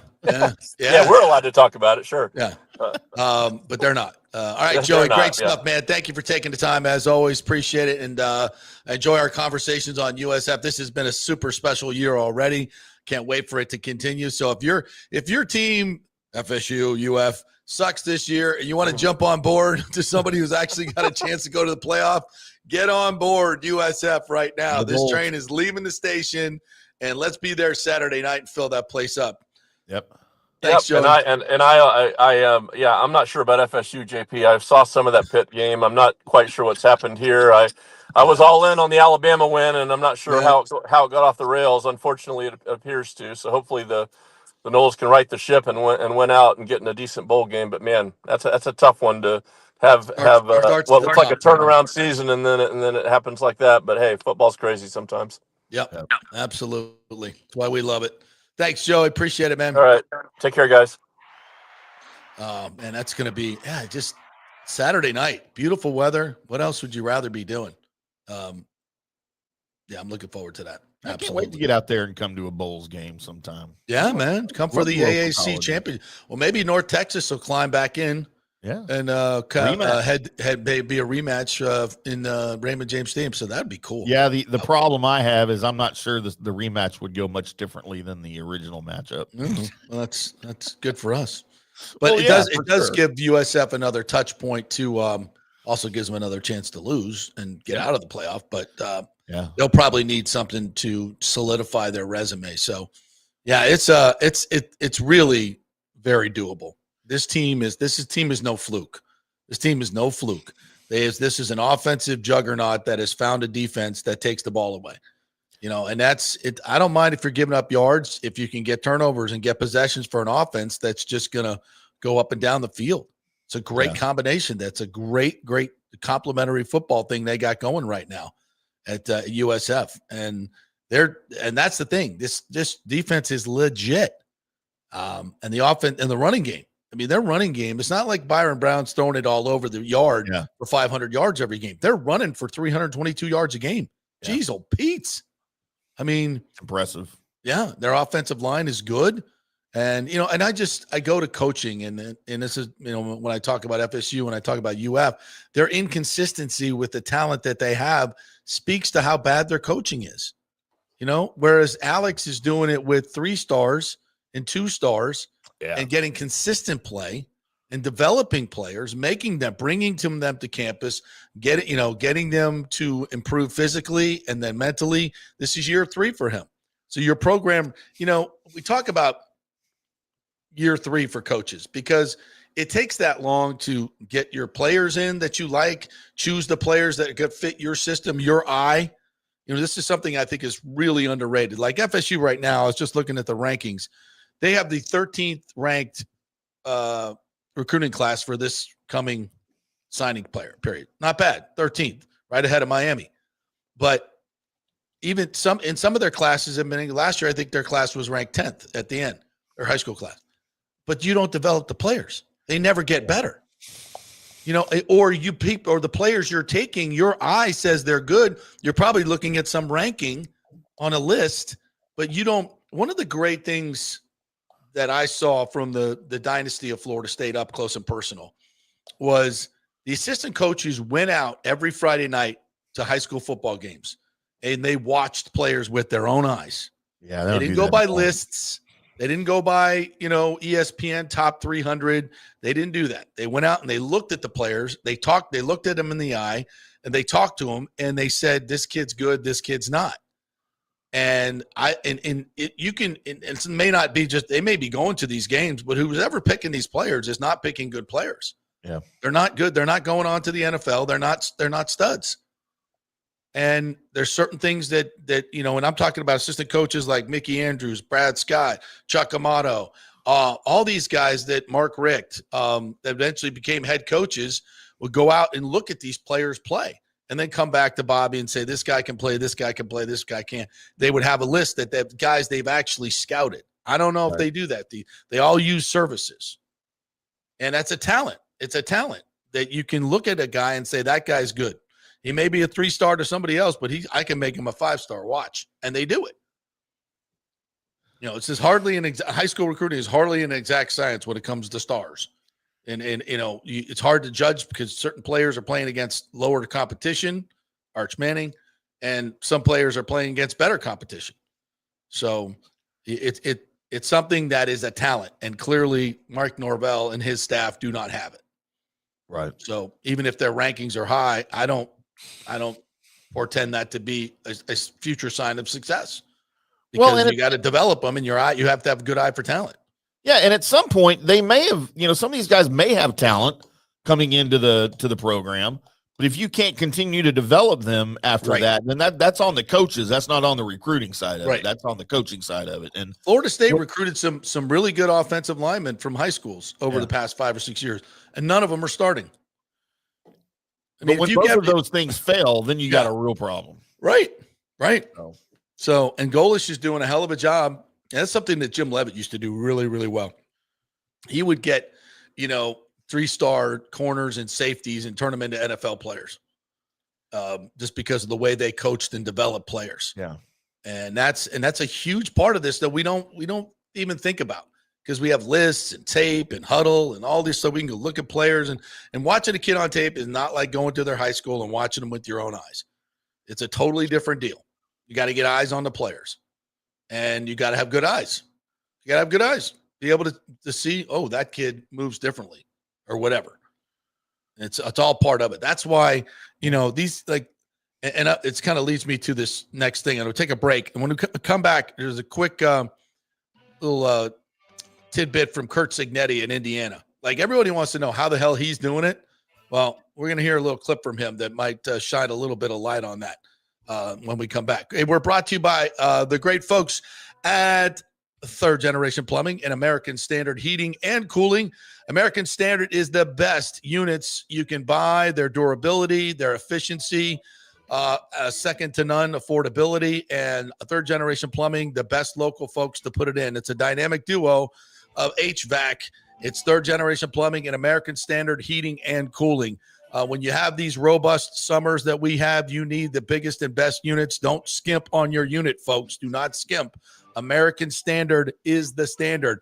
Heating and cooling. Third Generation Plumbing and American Standard, a winning combination. All right, back in 3. Stay with us. JP here for Riveters, the official sports bar and grill of the JP Peterson Show. We're located just south of Ray J and Steinbrenner Field, so it's a great pre- and post-game spot, and the happy hour is amazing. Monday through Friday, 3 to 7. Check out these specials. $3 Bud Light drafts, $4 domestic bottles, $5 wells, $6 premium wells, $6 cocktails like margaritas. That's unheard of. And the Riveters food is freshly made daily. No freezers. Happy hour food specials include $3.50 tacos and barbecue sliders. $6 you get edamame or chips with the beer cheese, which is amazing. $8 buffalo chicken dip, my favorite. The truffle fries, chili cheese fries, also $8 at happy hour, as well as other specials throughout the week, including Taco Tuesdays, you get $3 tacos, and Wing Wednesdays, 7 o'clock to 1 a.m. in the morning, you get our amazing wings, 5 for $5 and $5 wells and wines. That's a good Wednesday night. So if you're tired of the preppy, overpriced, generic sports bars, come see the amazing, friendly bartenders and staff at Riveters, where customer service really matters. Riveters, just south of where the Rays and Bucs play. We'll see you there. Experience the art of driving at Genesis of Tampa, where luxury meets innovation and every detail is crafted for you.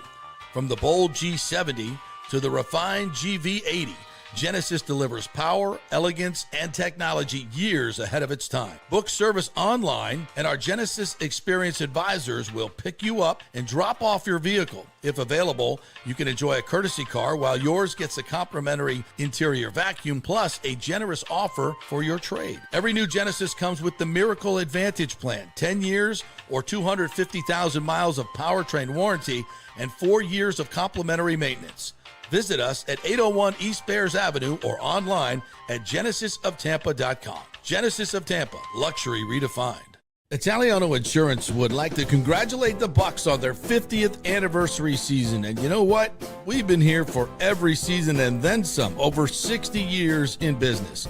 We've seen some smart coaches with great game plans, but if you don't have flood insurance or business insurance, that's a terrible game plan. That could ruin you financially. You don't want to take that L.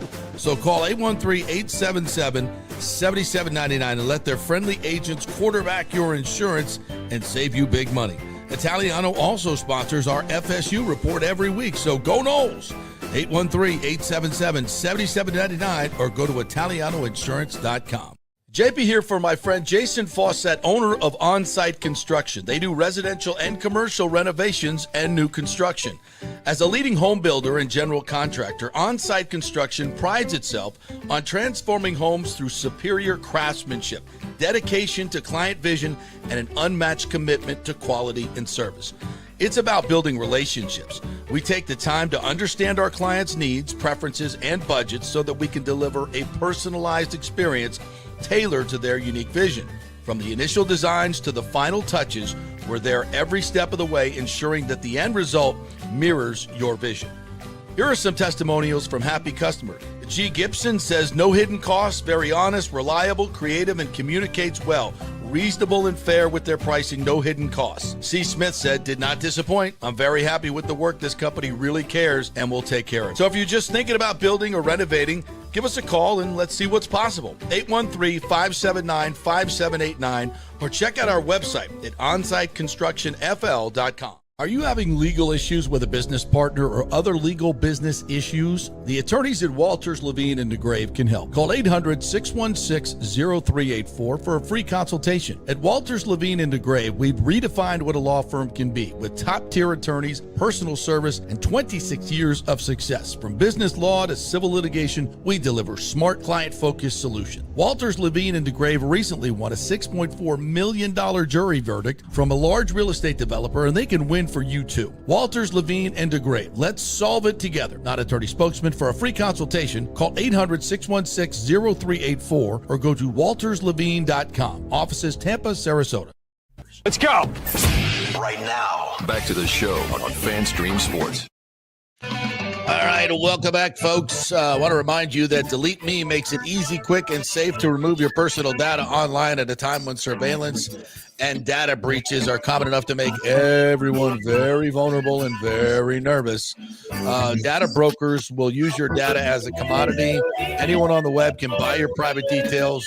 That's why you get these little phishing attempts that come on your phone all the time. That shows you that your information is out there on the dark web and has been sold. So what do? Take control of your data and keep your private life private by signing up for Delete Me.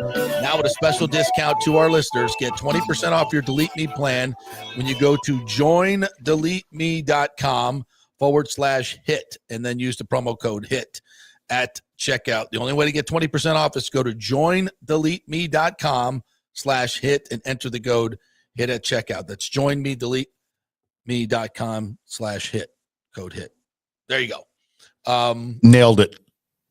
Sort of.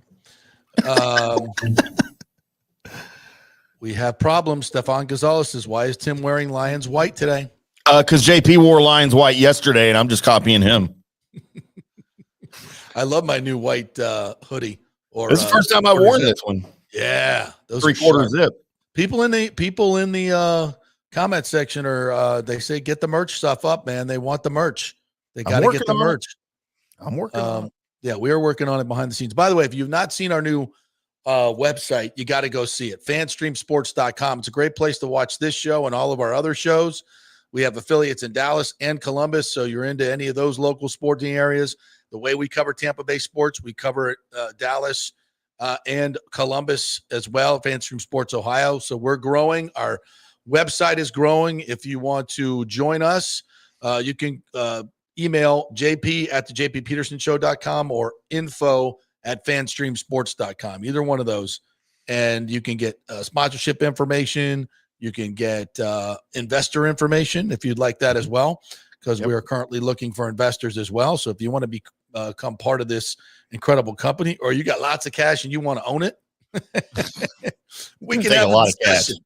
Yeah, we can have a discussion. But we'd love for you to be a part of the movement.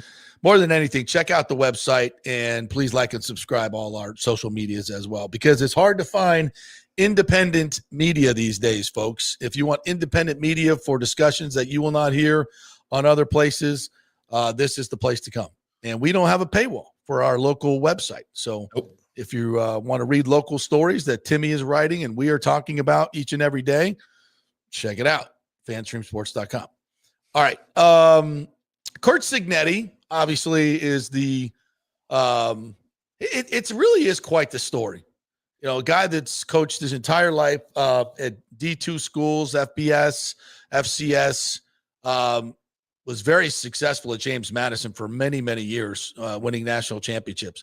Finally got a chance to coach with the big boys and went to a place in Indiana where nobody can win. Nobody can win football games at Indiana. Are you kidding me? And he may have the best team in the nation. Just went into Oregon and beat Oregon. I mean, what this cat is doing with the resources, probably a quarter of the resources. Well, I shouldn't say a quarter. They're in the Big Ten. They got money. But it's certainly not Michigan. It's certainly not Ohio State. It's not Michigan State. It's none of that. It's Indiana, who's had a history of losing football games at an alarming rate. over their history. They've never been good. It's always been a basketball school. Here comes Curt Cignetti. Now, how long will he stay there? I don't know. 65 years old. Maybe he just wants to make a point and stay in Indiana forever and beat up on the big boys. He might just want, or he might just take the incredible amount of riches that Penn State, I'm sure, is offering and go to Happy Valley and have every resource and branding that you could ever use. And if I were Penn State, he'd be number one on my list. That's for damn sure. So here's he was on with Joel Klatt yesterday, and here's basically everybody wants to know what's your special sauce, your secret sauce. Here's Curt Cignetti. Very fortunate to have great consistency on my coaching staff. Yeah. My offensive coordinator and defensive coordinator, I hired as part-time coaches at the D2 level for about $8,000. And those guys have been with me, 11, 12 years. And that would be Bryant Haynes and Mike Shanahan. And Grant Kane, my special teams coordinator, has been with me about 6, 7 years. And, we're in the top 5 in the country lately at the end of the year, in teams. And we've been really, really good this season. But a number of other people in the organization have been with me a long time. So they know how we do things. They know how I am, the expectation level. I try to keep those guys fresh. When we're in here, we're efficient, we're organized, we're working, we don't waste time. And when we're done, I tell them to go home. And I'm the same way with the team in meetings and on the practice field. We're a really short practice operation. We'll have about a 35-minute walkthrough on Mondays, and on Fridays we'll have about a 25-minute walkthrough. Wow. And Tuesday through Thursday, we're on that field about hour 35, hour 40 minutes and off, because I just believe in keeping people fresh and healthy. Yeah. And the better people feel physically, the better they're going to be mentally too. So there's a lot that goes into it, but it's done with people. And, we have great people. Does that sound like a guy that's in charge of his program? Yeah, knows exactly what's going on. There's a lot there. And I love these stories of success because it's so elusive. Especially in college football, we throw money at these programs like it's crazy money. We got to get this service, this recruiting service, that recruiting service, this, hot tub, this cold tub, this trainer, this, that. Everything, everybody's searching for it. And this guy goes back to, oh yeah, I got a bunch of coaches that have been with me for a while and we do short practices and keep it simple. That's what I heard. Consistency wins. And this is something that we've talked about that doesn't win. And that's churning over your roster every year, 30, 40, 50, 60 guys like FSU has been doing. It doesn't win. And churning over coaching staffs doesn't win. Consistency wins in pro football and in college football. And they have systems that they do. They're I don't listen, Curt Cignetti's not dumb, but he can do more intricate things because there's more consistency within the program. Guys back in the day, and I reference FSU because I worked there and I know the inner workings of why they were so successful. Bobby kept his coaching staff together for most of those 14 years. There was very little movement on the coaching staff because they loved the atmosphere in which they were working, where Bobby would not, have them, he'd kick them out at 5, 6 o'clock. That's what Cignetti does too. He doesn't have his coaches there till 11 o'clock at night breaking down film. A lot of these guys overthink it, and what it does is it confuses your players. Tony White was talking about that as the DC. It's like, week 1, we knew what we were doing. Our guys were flying around. They weren't thinking. Since then, we're doing game plans and changing things, and guys just don't know what the hell they're doing, and they're playing slow, and they're not, and that's up to the coach. The coach has got to know how much your players can take and how much it starts getting. So sure, you may be able to draw something up on the chalkboard that gives you an advantage here or there, but if you can't execute and implement it in the game, it's worthless. It's worthless. And this is great. Coaches like Cignetti know this, and they understand it, and they get their guys to play fast and free in systems that, they can manipulate if they need to make adjustments, but they don't have to be super complicated. I think that was one of John Gruden's issues. John knows so much about offensive football. He expects every player to know every check on 75 different million, what back in the day. And it's great when you have a veteran team. It works well. But if you have to, in the NFL and especially college football, when you have new guys coming in all the time, it's hard for them to understand that. And John's a great coach. I'm not ripping on him, but I know some of his players have told me that the expectations were that everybody had to know this. And for Brad Johnson, and he could do it, he could handle it, but a lot of guys, as they moved on from some of their veterans, could not. And a lot of coaches make that mistake where they know so much more than everybody else. It's hard. You got to have it in a coachable, usable situation. And sometimes I think some of these programs just are so, the coaches want to be the genius. They want to be the genius, and they want everybody to see their genius. Well, the genius is in the W's and L's, and Kurt Cignetti doesn't have to show everybody that he knows 17 different multiple. He does, by the way, he does. Yeah. But he's smart enough to know I can't put that on my players. That's got to be on me. So let me figure out how to change my schemes and keep them simple enough to be able to use that chessboard in a real game. And I think he's as good at it as anybody. And keeping consistency in your coaching staff will help you do that. But you also got to be consistently good. So I'm just fascinated by the whole process, and to hear him talk about it in that way, and so many of these coaches, we got to grind, we got to get more time, no. Keep it simple can sometimes be really good. All right, what else? I want to get to the Lightning. They got the 2-game stretch coming up this weekend at Detroit and Columbus. I think that's right. So they go back on the road. Looks like, the addition of J.J. Moser coming back from the stupid suspension certainly helped in the last couple of games.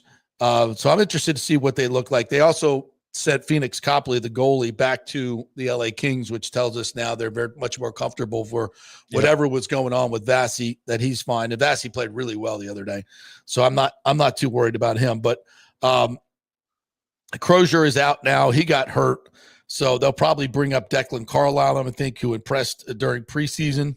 So, they go at Detroit and at Columbus this weekend.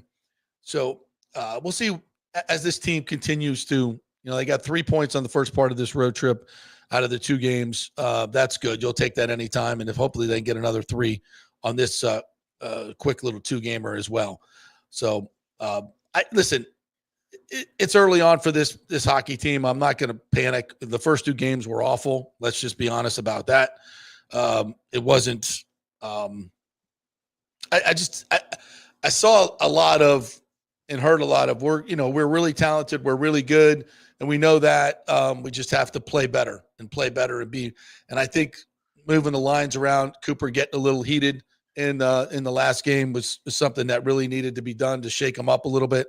So I like that, and I'm interested to see how they play this weekend. So Steven Stamkos, I'm going to try to find this piece here. Steven Stamkos spoke with Pierre LeBrun from The Athletic and had a very wide-ranging interview on his departure. And there were some interesting quotes in there. And, and for Stammer, kind of most of the pieces, everything was so new in Nashville last year, and having spent 16 years in one place, it's a really violent shakeup to your normal processes, and you become a creature of the habit. Many of these players do, and from how you tape your stick to how you tape your ankles or how they make your smoothies and all this stuff that is just, was turnkey in Tampa Bay, and he had all the answers, and suddenly he's the guy with all the questions.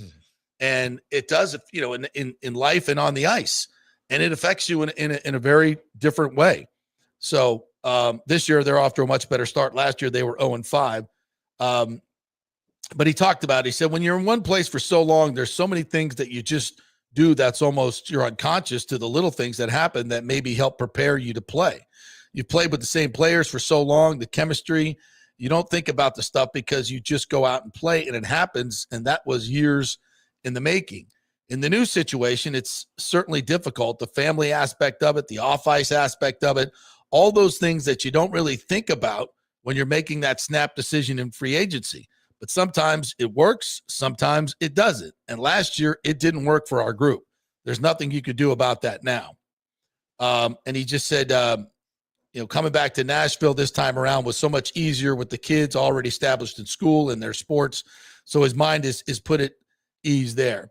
And he said he's not sure what he's going to do after his playing career. But if he kept his house in Tampa, he may come back, may go into hockey operations, coaching, scouting, GM. That's something. But he also wants to be there for his kids. So he probably won't do that until after his kids are grown, I would think. Yeah. He did say when he came back, he skated with Cooch. It was like 10 days after they lost in the playoffs. We were texting back and forth, and he said he was going back on the ice.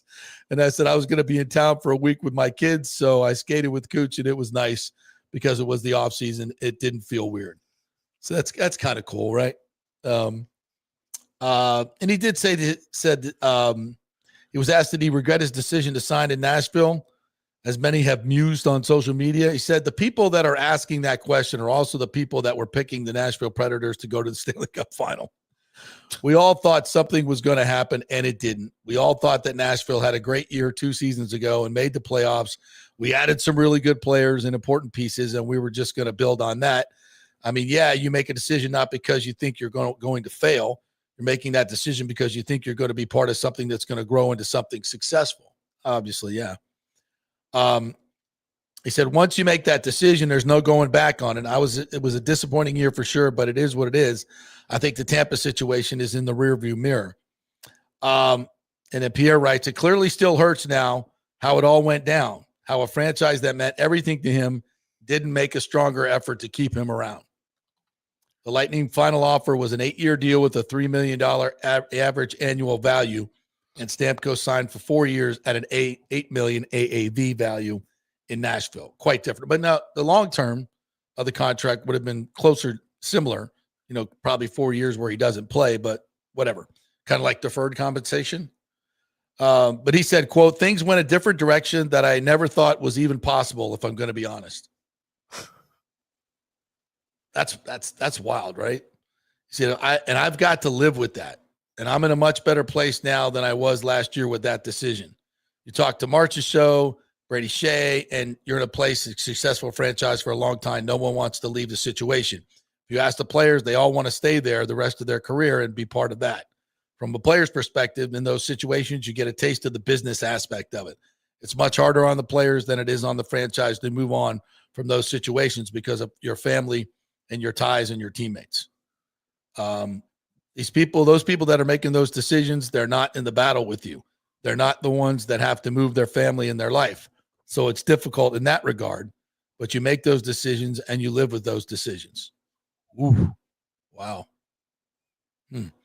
If ask all of us that made those big decisions last year, we're in a much better place this time around, and that's just time and experience. So, I mean, that's a pretty, I want to say damning quote, but it's revealing. Yeah, revealing. He said, those people that are making those decisions, they're not in the battle with you. They're not in the ones that have to move their family in their life. So it's difficult in that regard. It's hard. It's a big deal. I mean, Stammer, and we talked about this when it was this happened because, I heard some things that went down, and it's business. And look, we basically replaced his money with Jake Gensel. Yeah. I mean, from a hockey standpoint, right move. Not even close. 6 years younger, much more productive. But man, that sucks. It's the business side of it. It sucks. It's like, whether you're a dude or a girl getting traded in for a younger model by the spouse that you love so much. That shit hurts, bruh. That's got to really, really freaking sting. You gave your heart and soul to this organization. You took less money to stay here and won 2 cups here. And I'm not, listen, it's business. The Lightning had to do what they had to do. But there's still humans here, and there's still feelings, and there's still loyalties for fans and for players and for coaches. And trust me, I don't think JBB and John Cooper did it with a smile. It sucks for them as well, because I know how much they care about people, and Stammer in particular. It's hard. Yeah. And it's hard on the organization. It's hard on the players, but it's the business of the game. And sooner or later, you're smacked in the face with it as a player, as a coach, as a general manager. And again, upper management doesn't take any glee in these things, having to do these things, but it's their job to do it. Yep. And frankly, when we said it at the time, Julian Brisebois, it had to be gut wrenching. Had to be gut wrenching for him to have to get rid of McDonough at first. It is. It's gut wrenching. And I feel for these folks. That's the business. That's the business. And the good organizations make these hard decisions. They have to make these hard decisions because it's what's best for the team and what's best for business. Players get old. They get slow. And there may be more of these players to come soon for the Lightning that they feel like need to go. And it sucks. It sucks to talk about. Sucks to see happen. The business part of this sucks. Hell, Mike Evans almost went to Houston. Home. That's home. Yeah. Think that wasn't a hard close. decision? Damn close. And it affects fans, players, families. It's the shitty side of this business, but well compensated. Nobody's crying for Steven Stamkos. No, and the good organizations, like you said, I mean that in a nice way, by the way. But the it's good still organizations. Well, since we're talking hockey, I'll say it that way. The good organizations, yes, they make those decisions, and it's a business decision. Like here in Dallas, our face of the franchise for 16 years after they moved to Dallas was Mike Modano, or since we're talking Canadian, Mike Modano. And he same situation with Stamkos. His numbers were falling. His salary was high. They made a business decision not to re-sign him in 2010. And he goes and plays for a year in Detroit, the most hated rival of Stars fans in Detroit, but that's where he's from. So we got to watch that, for a year, and it was gut-wrenching for the fans. It was gut-wrenching for the organization, I'm sure, but it worked out best for the Stars. It worked, then Jamie Benn kind of became a big deal out of Mike Modano's shadow. And it's, we didn't win a cup in 2010 or anything, but the team was better and Mike knew it was coming. And now he's part of the front office in Dallas, so it's, I could see Stammer coming back in every sport at some point. I can see Stammer coming back. Yeah. Being part of the Lightning, just like Pat Maroon did. But there's some scars there, though. There's some scar tissue. Ain't no doubt about it. And then you have the other decisions when after Brett Hull retired, who, of course, I don't know that he's associated with the Stars a lot. Obviously he won a cup here, but I still associate him with the Blues. But after he retired from hockey, he wanted to come back to Dallas and live in Dallas and work for the organization. But they didn't really have a spot for him. So they hired him and gave him the title, JP, Ambassador of Fun. I think that's what Pat Maroon's title is as well. And if you know Brett Hull, if you spent any time with Brett Hull, that is the most fitting title for any front office position that he would ever hold. It was great. That's awesome. That's perfect. Yeah. A couple more comments here before we get out of here. Alex Nunt says, why are we approving Yankee Stadium funding knowing they're trying to approve a Rays stadium around the same area? Makes no sense. Yeah. The Yankees facility, they are going to give $18 million for. The county, I believe, approved this for upgrades to Steinbrenner Field renovations. And I think lighting system that will start with the lighting system for sure. Yeah, that's the timing is weird on that. The timing is really weird on that. The Yankees have put some money into the facility as well. I don't know exactly where the $18 million infrastructure is going. But yeah, and there's going to be, or maybe, a presentation or a proposal on the board for that whole area to be redone anyway with the new baseball stadium. And by the way, I see a lot of people saying, oh, how in the hell can you have the Yankees minor league playing right next door to a major league game?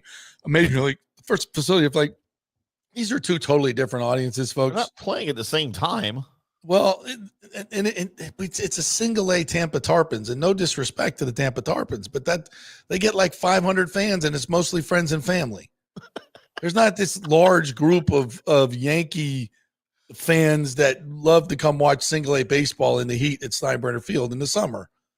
I don't. It's not a thing. Oh, they're going to compete, but they're going to be marketing against each other. I'm like, what? No. Come on. No, they're not marketing against each other. It's single A baseball and it's Major League Baseball. It's two totally different marketing demographics here. I mean, what are we doing? Even talking and the Bucs are next door. They're going to compete. Like, this is a big city. It's the 11th largest market. You can have a minor league team, and you can have, it's like, come on now. Coming from a dude who's lived in Texas since 1973 for the most part, JP, what the hell is a tarpon? Is that a fish? Yeah, it's a fish. You don't know what a tarpon is? Never heard of a tarpon in my life. Oh my God, the tarpon is one of the great game fish of all time. Okay, it's an incredible experience to catch a tarpon. It takes an hour to freaking bring these things in. They're mammoths. They're like, the small ones are 90 pounds. The big ones can go up to 200 pounds. Something like a swordfish? Huge. Kind of like a game, huge. The Silver King, they call them. Yeah. Oh. Huge, muscular fish. The most unbelievable fight. I've brought one in, my first, and it was like 45 minutes. Your arms, your elbows, your shoulders the next day for a week are just, it's a workout. So yeah, the tarpon is a fiercely fighting fish. You got a really cool logo. Yeah. Yeah, they do. John Hill says, will Billy Napier be fired post this weekend's game? Many posts suggesting it. If he loses to Mississippi State, which, by the way, has a pretty decent team this year, at home, 4:15 start on Saturday. Yeah, if he loses to Mississippi State, there's a chance he could get fired. But if he doesn't lose to Mississippi State, he's going to lose to Georgia in the next week. I shouldn't say that because Florida's roster is good enough to beat anybody. They are. They wallop Texas. And Texas has an incredible 5-star filled roster. It's coaching, it's matchups, it's play calling, it's motivation, all these things that go into winning these games. But Florida's their roster is not going to be overrun by Mississippi State, certainly, and not by Georgia either. Nick Saban said it. Florida has one of the most talented rosters in football. Their coaching staff is not good. Billy Napier is not a good game coach. He's not. He doesn't know how to manage games. He's a terrible play caller. He ain't long for that. They're going to be changing coaches. And I think by the end of the year, Florida State and Florida, probably more Florida, because his buyout's $20 million. Norvell's is $63. Norvell will definitely have to super flop. If he loses 6 or he goes 6-6, there's a chance he gets fired. But I don't know. I'm doing my research with the big money Seminole boosters. I did one call last night. Kind of didn't learn much, to be quite honest. So I will continue my journey. I could tell you this: they're not happy, obviously, with Norvell. But I don't know if anybody's gotten to the point of taking their money away from the program. So, which is where that's when guys get fired. JP, Michael LaRue posted this earlier today. Billy Napier has been pre-fired according to multiple. What the hell does that mean? What is pre-fired? He's already been told that services will no longer be needed, but we don't want to fire you in the middle of the season publicly because we don't want your assistant coaches running for the life rafts and everything else. If that's true, that's a really dumb move. No program does that. No. This is what's so weird about the college football calendar now is it's a weird situation. You got to get out in front to get the best candidates. The James Franklin sweepstakes is on. Yeah. So we shall see. All right. Great show today, my friend Timmy. Thank you very much. Thanks to Joey Johnston, USF sideline reporter, for joining us as we previewed the homecoming game with FAU. Get your butts out there. Also, Josh Queipo, great film breakdown of the Buccaneers as we looked ahead to the Lions. If you missed any of it, you can go back and watch it on YouTube, on Twitter, on Facebook, or listen as a podcast on Apple, Spotify, wherever you get your podcast. Have a great day, everybody. I'm going over to talk to the Bucs. We'll see you tomorrow.